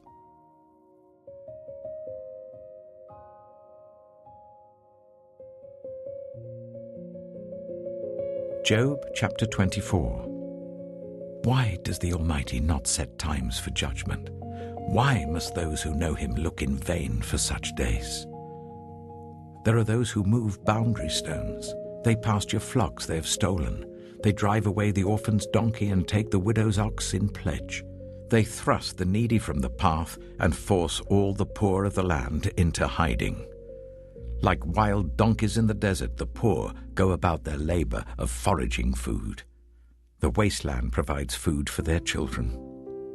They gather fodder in the fields and glean in the vineyards of the wicked. Lacking clothes, they spend the night naked. They have nothing to cover themselves in the cold. They are drenched by mountain rains and hug the rocks for lack of shelter. The fatherless child is snatched from the breast. The infant of the poor is seized for a debt. Lacking clothes, they go about naked. They carry the sheaves but still go hungry.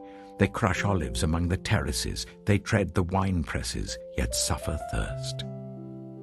The groans of the dying rise from the city, and the souls of the wounded cry out for help. But God charges no one with wrongdoing. There are those who rebel against the light, who do not know its ways or stay in its paths. When daylight is gone, the murderer rises up, kills the poor and needy, and in the night steals forth like a thief. The eye of the adulterer watches for dusk. He thinks, no eye will see me, and he keeps his face concealed. In the dark, thieves break into houses, but by day they shut themselves in. They want nothing to do with the light. For all of them, midnight is their morning. They make friends with the terrors of darkness. Yet they are foam on the surface of the water. Their portion of the land is cursed, so that no one goes to the vineyards. As heat and drought snatch away the melted snow, so the grave snatches away those who have sinned. The womb forgets them, the worm feasts on them.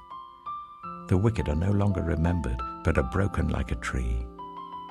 They prey on the barren and childless woman, and to the widow they show no kindness. But God drags away the mighty by his power. Though they become established, they have no assurance of life. He may let them rest in a feeling of security, but his eyes are on their ways. For a little while they are exalted, and then they are gone. They are brought low and gathered up like all others. They are cut off like ears of corn. If this is not so, who can prove me false and reduce my words to nothing?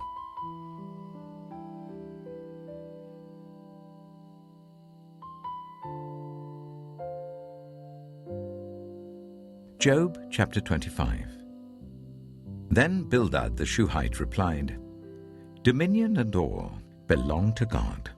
He establishes order in the heights of heaven. Can his forces be numbered?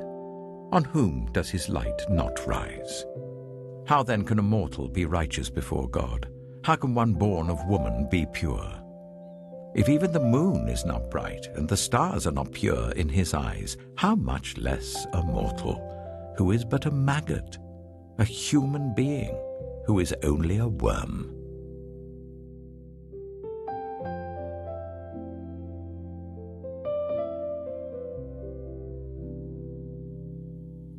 Job chapter 26.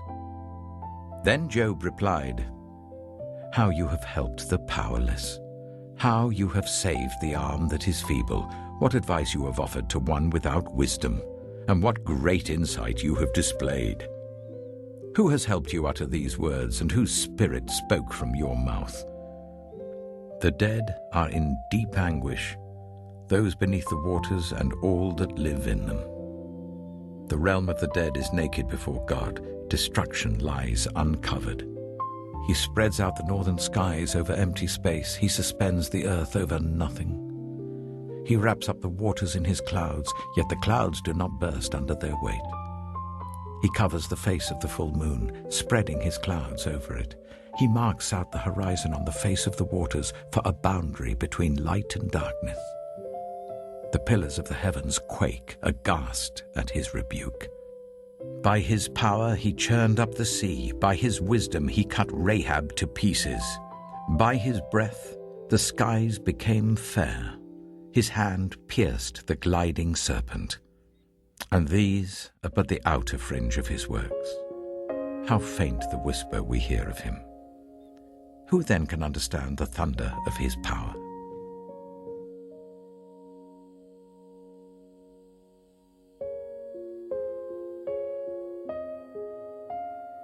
Job chapter 27. And Job continued his discourse. As surely as God lives, who has denied me justice, the Almighty who has made my life bitter. As long as I have life within me, the breath of God in my nostrils, my lips will not say anything wicked and my tongue will not utter lies. I will never admit you are in the right. Till I die, I will not deny my integrity. I will maintain my innocence and never let go of it. My conscience will not reproach me as long as I live. May my enemy be like the wicked, my adversary like the unjust. For what hope have the godless when they are cut off, when God takes away their life? Does God listen to their cry when distress comes upon them? Will they find delight in the Almighty? Will they call on God at all times? I will teach you about the power of God. The ways of the Almighty I will not conceal. You have all seen this yourselves. Why then this meaningless talk? Here is the fate God allots to the wicked, the heritage a ruthless man receives from the Almighty. However many his children, their fate is the sword. His offspring will never have enough to eat. The plague will bury those who survive him, and their widows will not weep for them. Though he heaps up silver like dust, and clothes like piles of clay, what he lays up the righteous will wear, and the innocent will divide his silver. The house he builds is like a moth's cocoon, like a hut made by a watchman. He lies down wealthy, but will do so no more. When he opens his eyes, all is gone. Terrors overtake him like a flood. A tempest snatches him away in the night. The east wind carries him off, and he is gone. It sweeps him out of his place. It hurls itself against him without mercy as he flees headlong from its power. It claps its hands in derision and hisses him out of his place.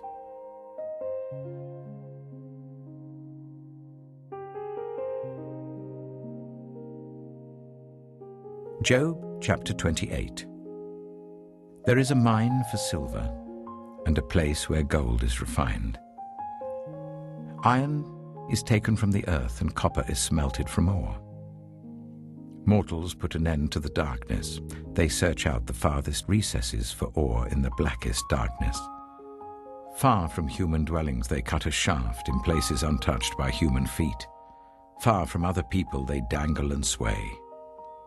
The earth from which food comes is transformed below as by fire. Lapis lazuli comes from its rocks, and its dust contains nuggets of gold. No bird of prey knows that hidden path. No falcon's eye has seen it.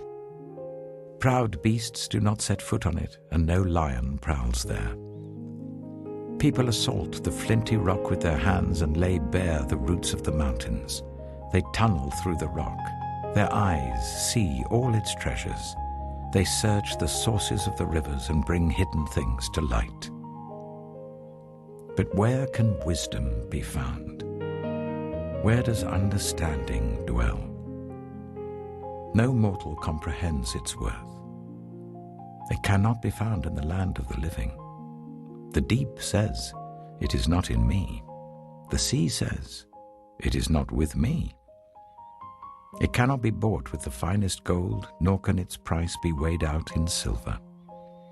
It cannot be bought with the gold of Ophir, with precious onyx or lapis lazuli. Neither gold nor crystal can compare with it, nor can it be had for jewels of gold. Coral and jasper are not worthy of mention. The price of wisdom is beyond rubies. The topaz of Cush cannot compare with it. It cannot be bought with pure gold. Where then does wisdom come from? Where does understanding dwell? It is hidden from the eyes of every living thing, concealed even from the birds in the sky. Destruction and death say, only a rumor of it has reached our ears. God understands the way to it, and He alone knows where it dwells. For He views the ends of the earth and sees everything under the heavens. When He established the force of the wind and measured out the waters, when He made a decree for the rain and a path for the thunderstorm, then He looked at wisdom and appraised it. He confirmed it and tested it. And He said to the human race, "The fear of the Lord, that is wisdom, and to shun evil is understanding."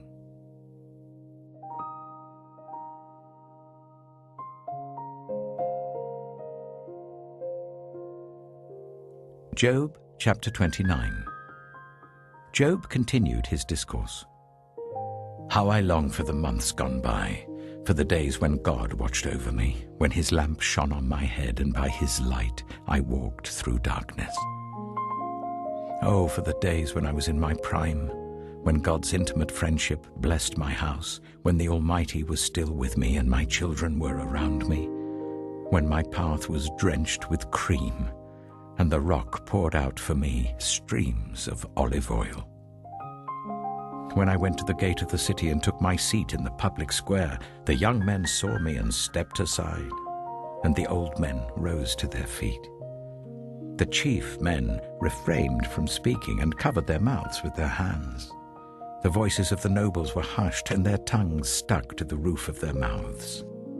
Whoever heard me spoke well of me, and those who saw me commended me, because I rescued the poor who cried for help, and the fatherless who had none to assist them.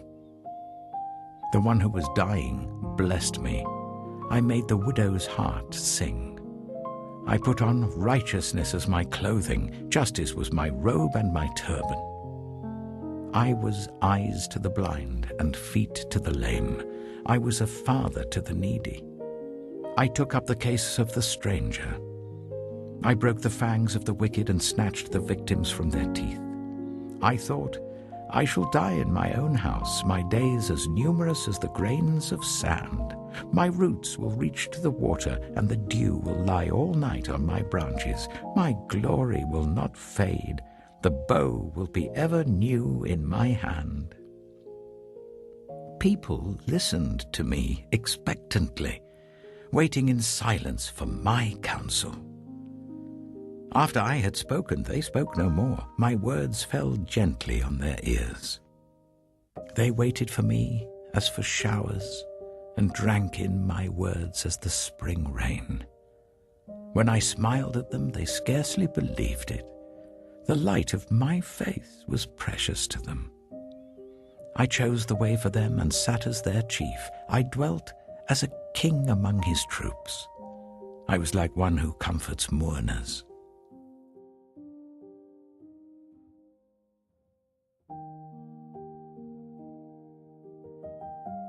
Job chapter 30. But now they mock me, men younger than I, whose fathers I would have disdained to put with my sheepdogs. Of what use was the strength of their hands to me, since their vigor had gone from them? Haggard from want and hunger, they roamed the parched land in desolate wastelands at night. In the brush they gathered salt herbs, and their food was the root of the broom bush. They were banished from human society, shouted at as if they were thieves.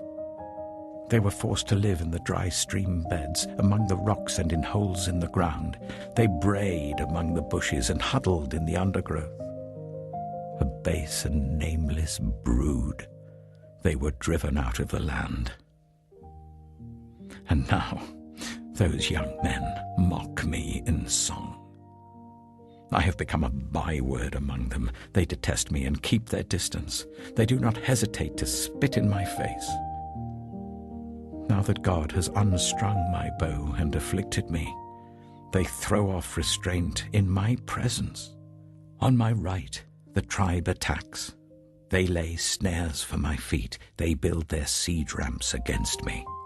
They break up my road. They succeed in destroying me. No one can help him, they say. They advance as through a gaping breach. Amid the ruins they come rolling in. Terrors overwhelm me. My dignity is driven away as by the wind. My safety vanishes like a cloud. And now my life ebbs away. Days of suffering grip me. Night pierces my bones. My gnawing pains never rest. In his great power, God becomes like clothing to me. He binds me like the neck of my garment.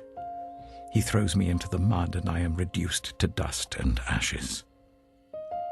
I cry out to you, God, but you do not answer. I stand up, but you merely look at me. You turn on me ruthlessly. With the might of your hand, you attack me. You snatch me up and drive me before the wind. You toss me about in the storm. I know you will bring me down to death, to the place appointed for all the living. Surely no one lays a hand on a broken man when he cries for help in his distress. Have I not wept for those in trouble? Has not my soul grieved for the poor? Yet when I hoped for good, evil came. When I looked for light, then came darkness. The churning inside me never stops. Days of suffering confront me. I go about blackened, but not by the sun. I stand up in the assembly and cry for help. I have become a brother of jackals, a companion of owls. My skin grows black and peels.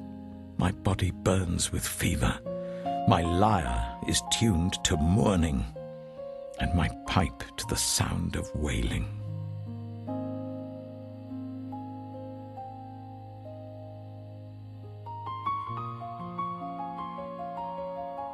Job chapter 31. I made a covenant with my eyes, not to look lustfully at a young woman.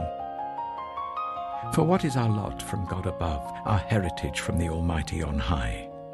Is it not ruin for the wicked, disaster for those who do wrong? Does he not see my ways and count my every step? If I have walked with falsehood, or my foot has hurried after deceit, let God weigh me in honest scales, and he will know that I am blameless. If my steps have turned from the path, if my heart has been led by my eyes, or if my hands have been defiled, then may others eat what I have sown, and may my crops be uprooted. If my heart has been enticed by a woman, or if I have lurked at my neighbor's door, then may my wife grind another man's grain, and may other men sleep with her. For that would have been wicked, a sin to be judged. It is a fire that burns to destruction. It would have uprooted my harvest. If I have denied justice to any of my servants, whether male or female, when they had a grievance against me, what will I do when God confronts me? What will I answer when called to account? Did not he who made me in the womb make them? Did not the same one form us both within our mothers?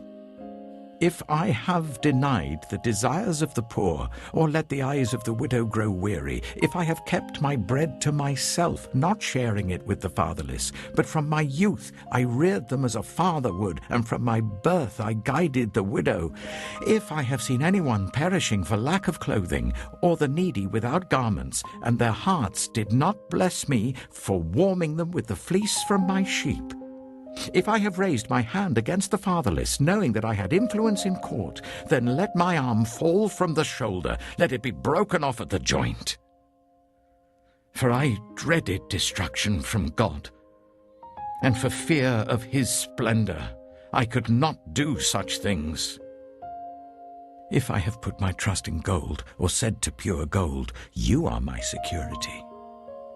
If I have rejoiced over my great wealth, the fortune my hands had gained, if I have regarded the sun in its radiance, or the moon moving in splendor, so that my heart was secretly enticed and my hand offered them a kiss of homage, then these also would be sins to be judged. For I would have been unfaithful to God on high. If I have rejoiced at my enemy's misfortune, or gloated over the trouble that came to him, I have not allowed my mouth to sin by invoking a curse against their life. If those of my household have never said, who has not been filled with Job's meat? But no stranger had to spend the night in the street, for my door was always open to the traveler. If I have concealed my sin, as people do, by hiding my guilt in my heart, because I so feared the crowd and so dreaded the contempt of the clans, that I kept silent and would not go outside. Oh, that I had someone to hear me. I sign now my defense. Let the Almighty answer me. Let my accuser put his indictment in writing. Surely I would wear it on my shoulder. I would put it on like a crown. I would give him an account of my every step. I would present it to him as to a ruler. If my land cries out against me and all its furrows are wet with tears, if I have devoured its yield without payment, or broken the spirit of its tenants, then let briars come up instead of wheat and stinkweed instead of barley. The words of Job are ended.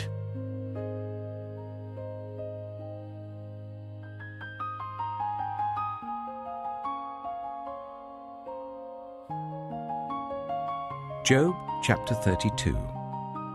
So these three men stopped answering Job, because he was righteous in his own eyes. But Elihu, son of Barakel, the Buzite of the family of Ram, became very angry with Job for justifying himself rather than God. He was also angry with the three friends because they had found no way to refute Job, and yet had condemned him. Now Elihu had waited before speaking to Job because they were older than he. But when he saw that the three men had nothing more to say, his anger was aroused. So Elihu, son of Barakel, the Buzite, said, I am young in years and you are old. That is why I was fearful, not daring to tell you what I know.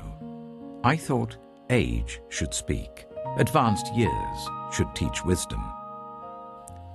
But it is the spirit in a person, the breath of the Almighty, that gives them understanding.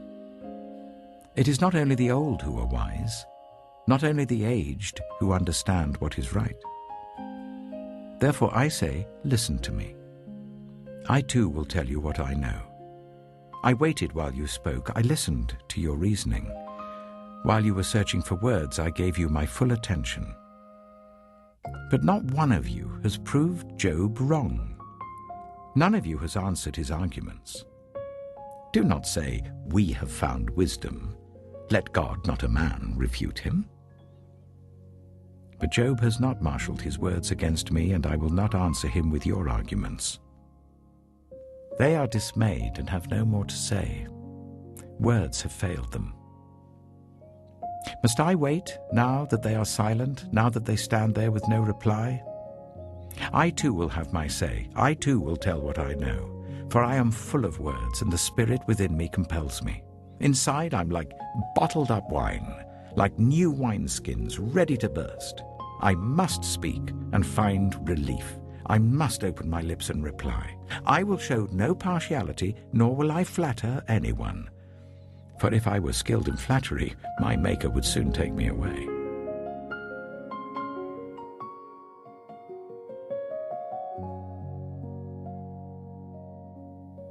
Job chapter 33.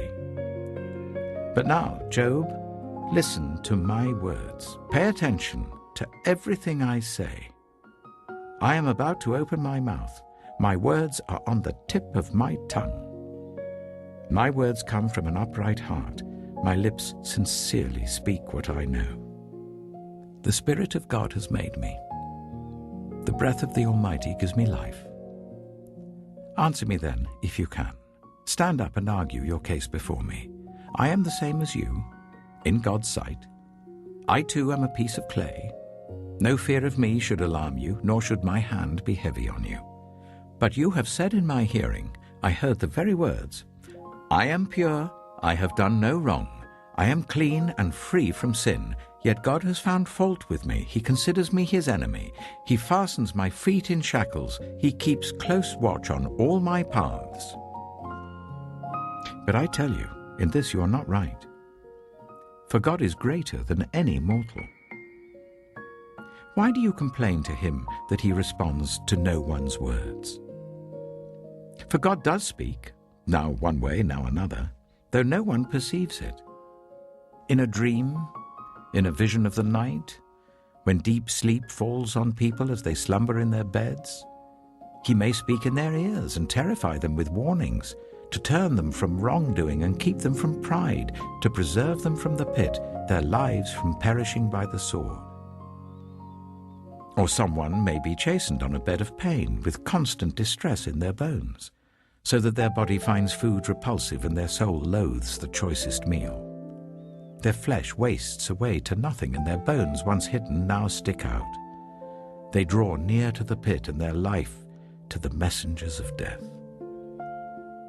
Yet if there is an angel at their side, a messenger, 1 out of 1,000, sent to tell them how to be upright, and he is gracious to that person and says to God, spare them from going down to the pit. I have found a ransom for them. Let their flesh be renewed like a child's. Let them be restored as in the days of their youth. Then that person can pray to God and find favor with him.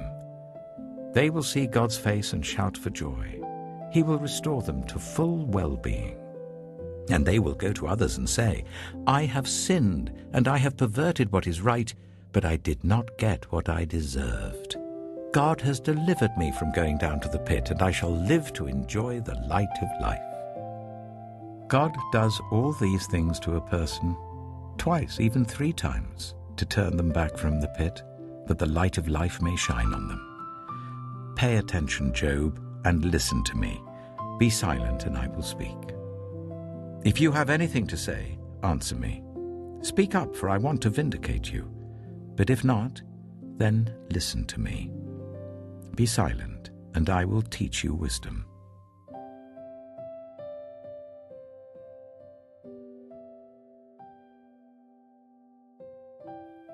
Job chapter 34. Then Elihu said, Hear my words, you wise men.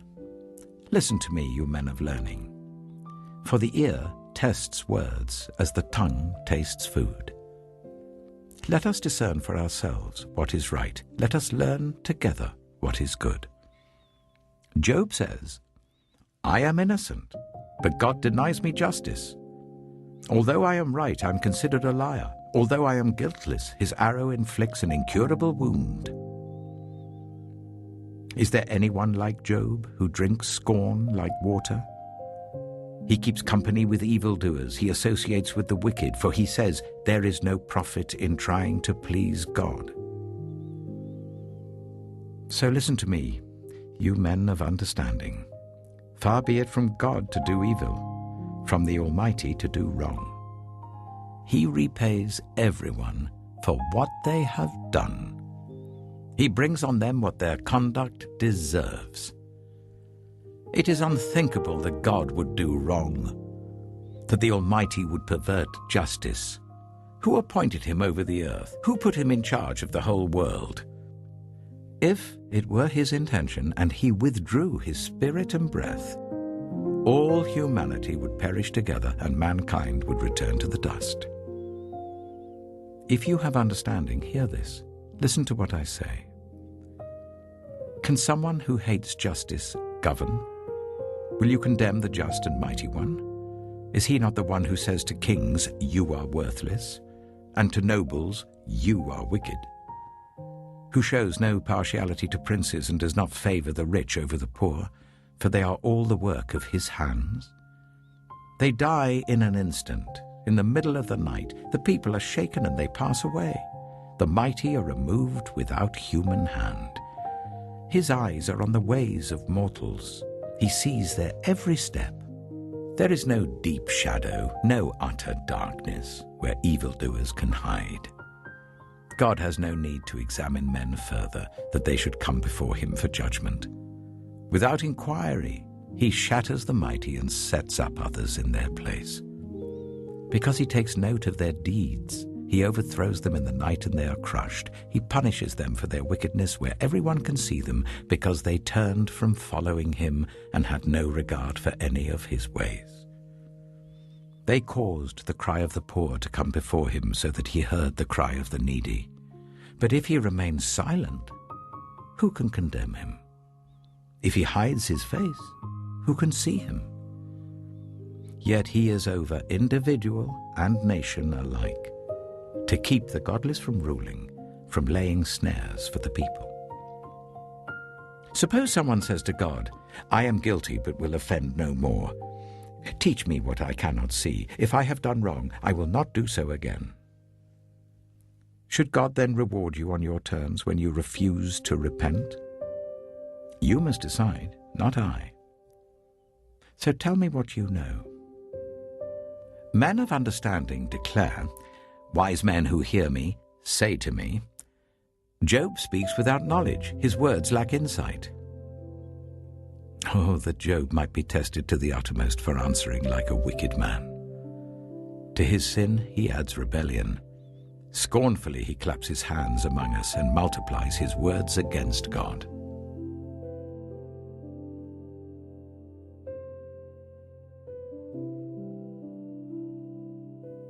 Job chapter 35. Then Elihu said, "Do you think this is just? You say, I am in the right, not God. Yet you ask him, what profit is it to me, and what do I gain by not sinning? I would like to reply to you, and to your friends with you. Look up at the heavens and see. Gaze at the clouds so high above you. If you sin, how does that affect him? If your sins are many, what does that do to him? If you are righteous, what do you give to him? Or what does he receive from your hand? Your wickedness only affects humans like yourself, and your righteousness only other people.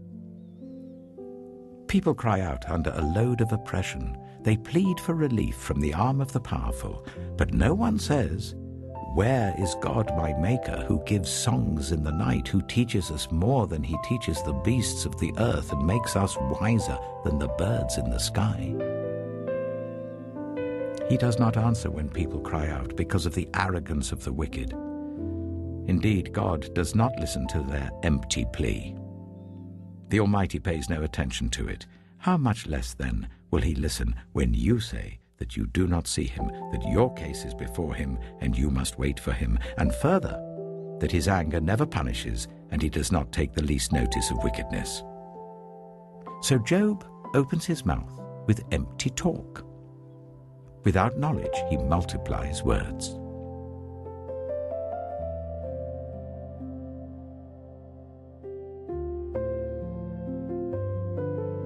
Job chapter 36. Elihu continued, "Bear with me a little longer, and I will show you that there is more to be said on God's behalf. I get my knowledge from afar. I will ascribe justice to my Maker. Be assured that my words are not false. One who has perfect knowledge is with you. God is mighty, but despises no one. He is mighty and firm in his purpose. He does not keep the wicked alive, but gives the afflicted their rights. He does not take his eyes off the righteous.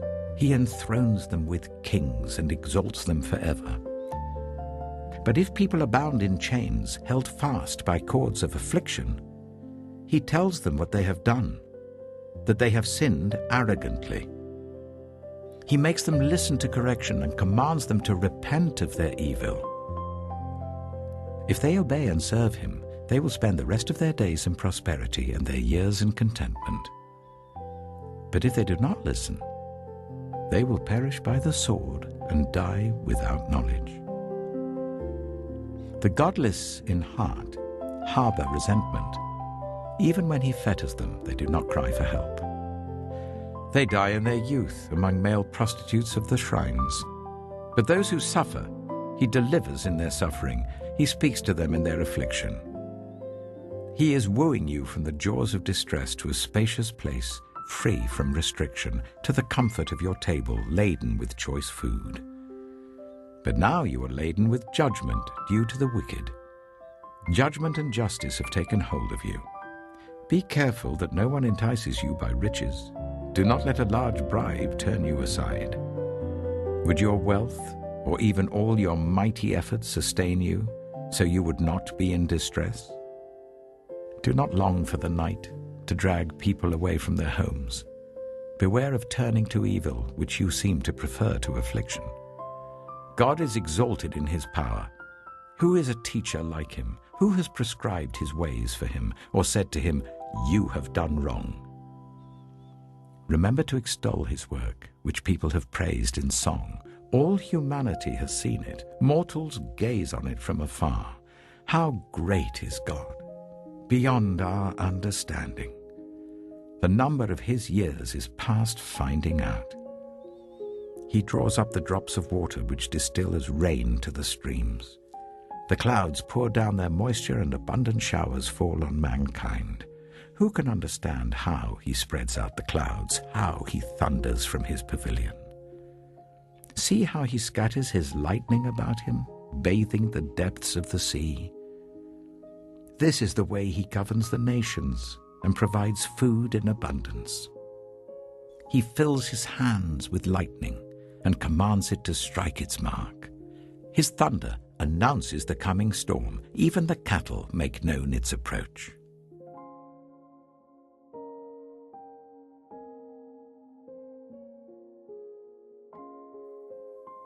Job chapter 37. At this, my heart pants and leaps from its place. Listen. Listen to the roar of his voice, to the rumbling that comes from his mouth. He unleashes his lightning beneath the whole heaven and sends it to the ends of the earth. After that comes the sound of his roar. He thunders with his majestic voice. When his voice resounds, he holds nothing back. God's voice thunders in marvelous ways.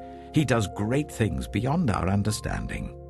He says to the snow, "Fall on the earth," and to the rain shower, "Be a mighty downpour," so that everyone he has made may know his work. He stops all people from their labor. The animals take cover. They remain in their dens. The tempest comes out from its chamber, the cold from the driving winds. The breath of God produces ice, and the broad waters become frozen. He loads the clouds with moisture. He scatters his lightning through them. At his direction, they swirl around over the face of the whole earth to do whatever he commands them. He brings the clouds to punish people, or to water his earth and show his love. Listen to this, Job. Stop and consider God's wonders. Do you know how God controls the clouds and makes his lightning flash? Do you know how the clouds hang poised, those wonders of him who is perfect in knowledge? You who swelter in your clothes when the land lies hushed under the south wind, can you join him in spreading out the skies, hard as a mirror of cast bronze? Tell us what we should say to him. We cannot draw up our case because of our darkness. Should he be told that I want to speak? Would anyone ask to be swallowed up?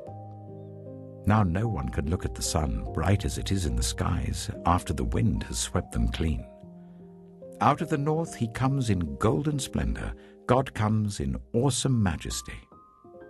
The Almighty is beyond our reach and exalted in power. In his justice and great righteousness he does not oppress. Therefore people revere him.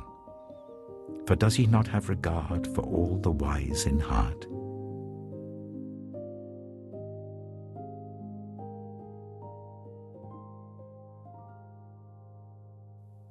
Job chapter 38. Then the Lord spoke to Job out of the storm. He said, "Who is this that obscures my plans with words without knowledge? Brace yourself like a man. I will question you, and you shall answer me. Where were you when I laid the earth's foundation? Tell me if you understand. Who marked off its dimensions? Surely you know. Who stretched a measuring line across it? On what were its footings set? Or who laid its cornerstone, while the morning stars sang together and all the angels shouted for joy? Who shut up the sea behind doors when it burst forth from the womb? When I made the clouds its garment and wrapped it in thick darkness, when I fixed limits for it and set its doors and bars in place, when I said, 'This far you may come and no farther. Here is where your proud waves halt.' Have you ever given orders to the morning, or shown the dawn its place, that it might take the earth by the edges and shake the wicked out of it? The earth takes shape like clay under a seal. Its features stand out like those of a garment. The wicked are denied their light, and their upraised arm is broken. Have you journeyed to the springs of the sea, or walked in the recesses of the deep? Have the gates of death been shown to you? Have you seen the gates of the deepest darkness? Have you comprehended the vast expanses of the earth? Tell me if you know all this. What is the way to the abode of light? And where does darkness reside? Can you take them to their places? Do you know the paths to their dwellings? Surely you know, for you were already born. You have lived so many years. Have you entered the storehouses of the snow, or seen the storehouses of the hail, which I reserve for times of trouble, for days of war and battle? What is the way to the place where the lightning is dispersed, or the place where the east winds are scattered over the earth? Who cuts a channel for the torrents of rain, and a path for the thunderstorm, to water a land where no one lives, an uninhabited desert, to satisfy a desolate wasteland and make it sprout with grass? Does the rain have a father? Who fathers the drops of dew? From whose womb comes the ice? Who gives birth to the frost from the heavens, when the waters become hard as stone, when the surface of the deep is frozen? Can you bind the chains of the Pleiades? Can you loosen Orion's belt? Can you bring forth the constellations in their seasons, or lead out the bear with its cubs? Do you know the laws of the heavens? Can you set up God's dominion over the earth? Can you raise your voice to the clouds and cover yourself with a flood of water? Do you send the lightning bolts on their way? Do they report to you, "Here we are"? Who gives the ibis wisdom, or gives the cockerel understanding? Who has the wisdom to count the clouds? Who can tip over the water jars of the heavens when the dust becomes hard and the clods of earth stick together? Do you hunt the prey for the lioness and satisfy the hunger of the lions when they crouch in their dens or lie in wait in a thicket? Who provides food for the raven when its young cry out to God and wander about for lack of food?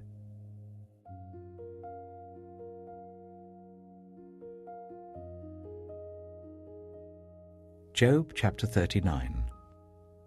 Do you know when the mountain goats give birth? Do you watch when the doe bears her fawn? Do you count the months till they bear? Do you know the time they give birth?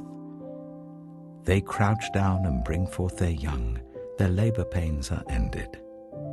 Their young thrive and grow strong in the wilds. They leave and do not return. Who let the wild donkey go free? Who untied its ropes? I gave it the wasteland as its home, the salt flats as its habitat. It laughs at the commotion in the town. It does not hear a driver's shout.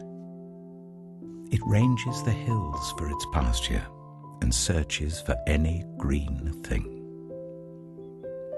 Will the wild ox consent to serve you? Will it stay by your manger at night? Can you hold it to the furrow with a harness? Will it till the valleys behind you? Will you rely on it for its great strength? Will you leave your heavy work to it? Can you trust it to haul in your grain and bring it to your threshing floor? The wings of the ostrich flap joyfully, though they cannot compare with the wings and feathers of the stork.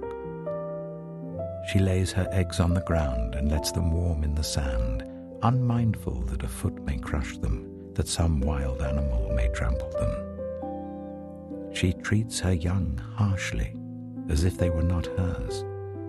She cares not that her labor was in vain, for God did not endow her with wisdom, or give her a share of good sense. Yet when she spreads her feathers to run, she laughs at horse and rider. Do you give the horse its strength, or clothe its neck with a flowing mane? Do you make it leap like a locust, striking terror with its proud snorting? It paws fiercely, rejoicing in its strength, and charges into the fray. It laughs at fear, afraid of nothing. It does not shy away from the sword. The quiver rattles against its side, along with the flashing spear and lance. In frenzied excitement, it eats up the ground. It cannot stand still when the trumpet sounds. At the blast of the trumpet it snorts, aha! It catches the scent of battle from afar, the shout of commanders and the battle cry. Does the hawk take flight by your wisdom and spread its wings towards the south? Does the eagle soar at your command and build its nest on high? It dwells on a cliff and stays there at night. A rocky crag is its stronghold. From there it looks for food. Its eyes detect it from afar. Its young ones feast on blood, and where the slain are, there it is.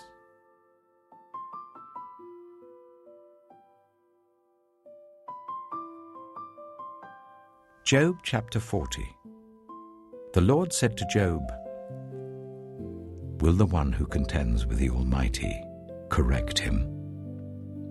Let him who accuses God answer him. Then Job answered the Lord, I am unworthy. How can I reply to you? I put my hand over my mouth. I spoke once, but I have no answer. Twice, but I will say no more. Then the Lord spoke to Job out of the storm. Brace yourself like a man. I will question you, and you shall answer me. Would you discredit my justice? Would you condemn me to justify yourself? Do you have an arm like God's, and can your voice thunder like his? Then adorn yourself with glory and splendor, and clothe yourself in honor and majesty. Unleash the fury of your wrath. Look at all who are proud and bring them low. Look at all who are proud and humble them. Crush the wicked where they stand. Bury them all in the dust together. Shroud their faces in the grave. Then I myself will admit to you that your own right hand can save you. Look at Behemoth, which I made along with you, and which feeds on grass like an ox. What strength it has in its loins, what power in the muscles of its belly. Its tail sways like a cedar, the sinews of its thighs are close knit. Its bones are tubes of bronze, its limbs like rods of iron.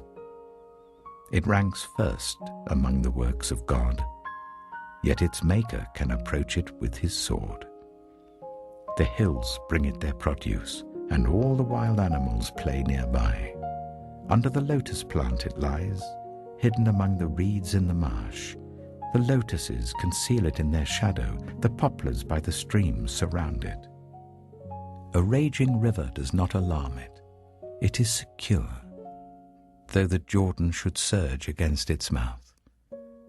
Can anyone capture it by the eyes, or trap it and pierce its nose?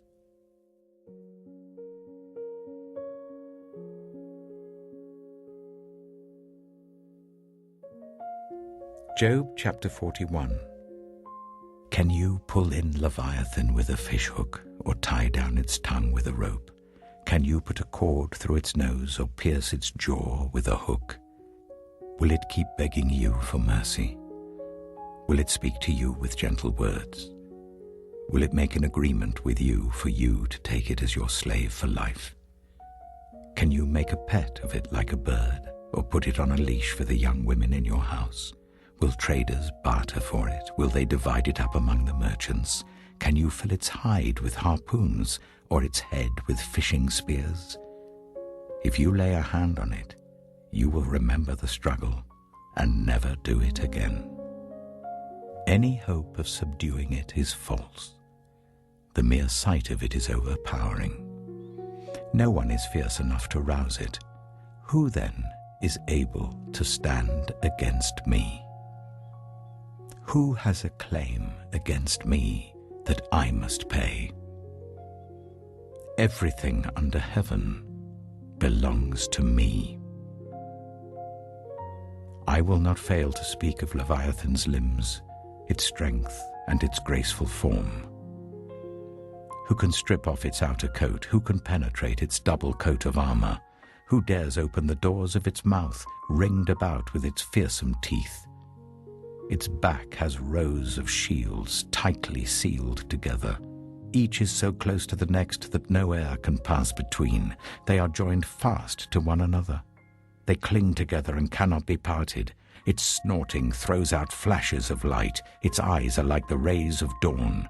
Flames stream from its mouth. Sparks of fire shoot out. Smoke pours from its nostrils as from a boiling pot over burning reeds. Its breath sets coals ablaze, and flames dart from its mouth. Strength resides in its neck, dismay goes before it. The folds of its flesh are tightly joined. They are firm and immovable. Its chest is hard as rock, hard as a lower millstone. When it rises up, the mighty are terrified. They retreat before its thrashing.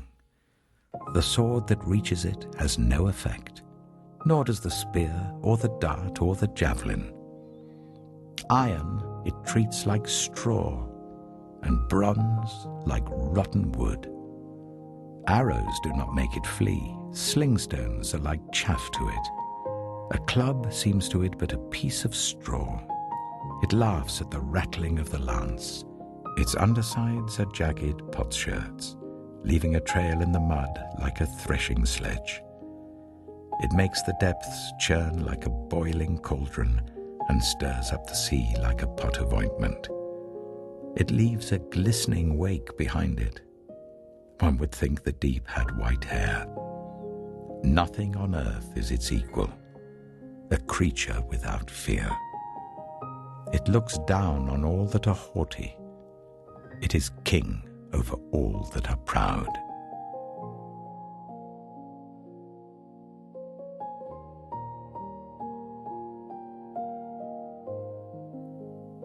Job chapter 42. Then Job replied to the Lord, I know that you can do all things. No purpose of yours can be thwarted. You asked, who is this that obscures my plans without knowledge? Surely I spoke of things I did not understand, things too wonderful for me to know. You said, listen now, and I will speak. I will question you, and you shall answer me. My ears had heard of you, but now my eyes have seen you. Therefore I despise myself and repent. in dust and ashes." After the Lord had said these things to Job, he said to Eliphaz the Temanite, "I am angry with you and your 2 friends, because you have not spoken the truth about me as my servant Job has. So now take 7 bulls and 7 rams, and go to my servant Job and sacrifice a burnt offering for yourselves. My servant Job will pray for you, and I will accept his prayer, and not deal with you according to your folly. You have not spoken the truth about me, as my servant Job has." So Eliphaz the Temanite, Bildad the Shuhite, and Zophar the Naamathite did what the Lord told them, and the Lord accepted Job's prayer. After Job had prayed for his friends, the Lord restored his fortunes and gave him twice as much as he had before. All his brothers and sisters, and everyone who had known him before, came and ate with him in his house. They comforted and consoled him over all the trouble the Lord had brought on him, and each one gave him a piece of silver and a gold ring. The Lord blessed the latter part of Job's life more than the former part. He had 14,000 sheep, 6,000 camels, 1,000 yoke of oxen, and 1,000 donkeys. And he also had 7 sons and 3 daughters. The first daughter he named Jemimah, the second Keziah, and the third Habakkuk. Nowhere in all the land were there found women as beautiful as Job's daughters, and their father granted them an inheritance along with their brothers. After this, Job lived 140 years. He saw his children and their children to the 4th generation. And so Job died, an old man and full of years.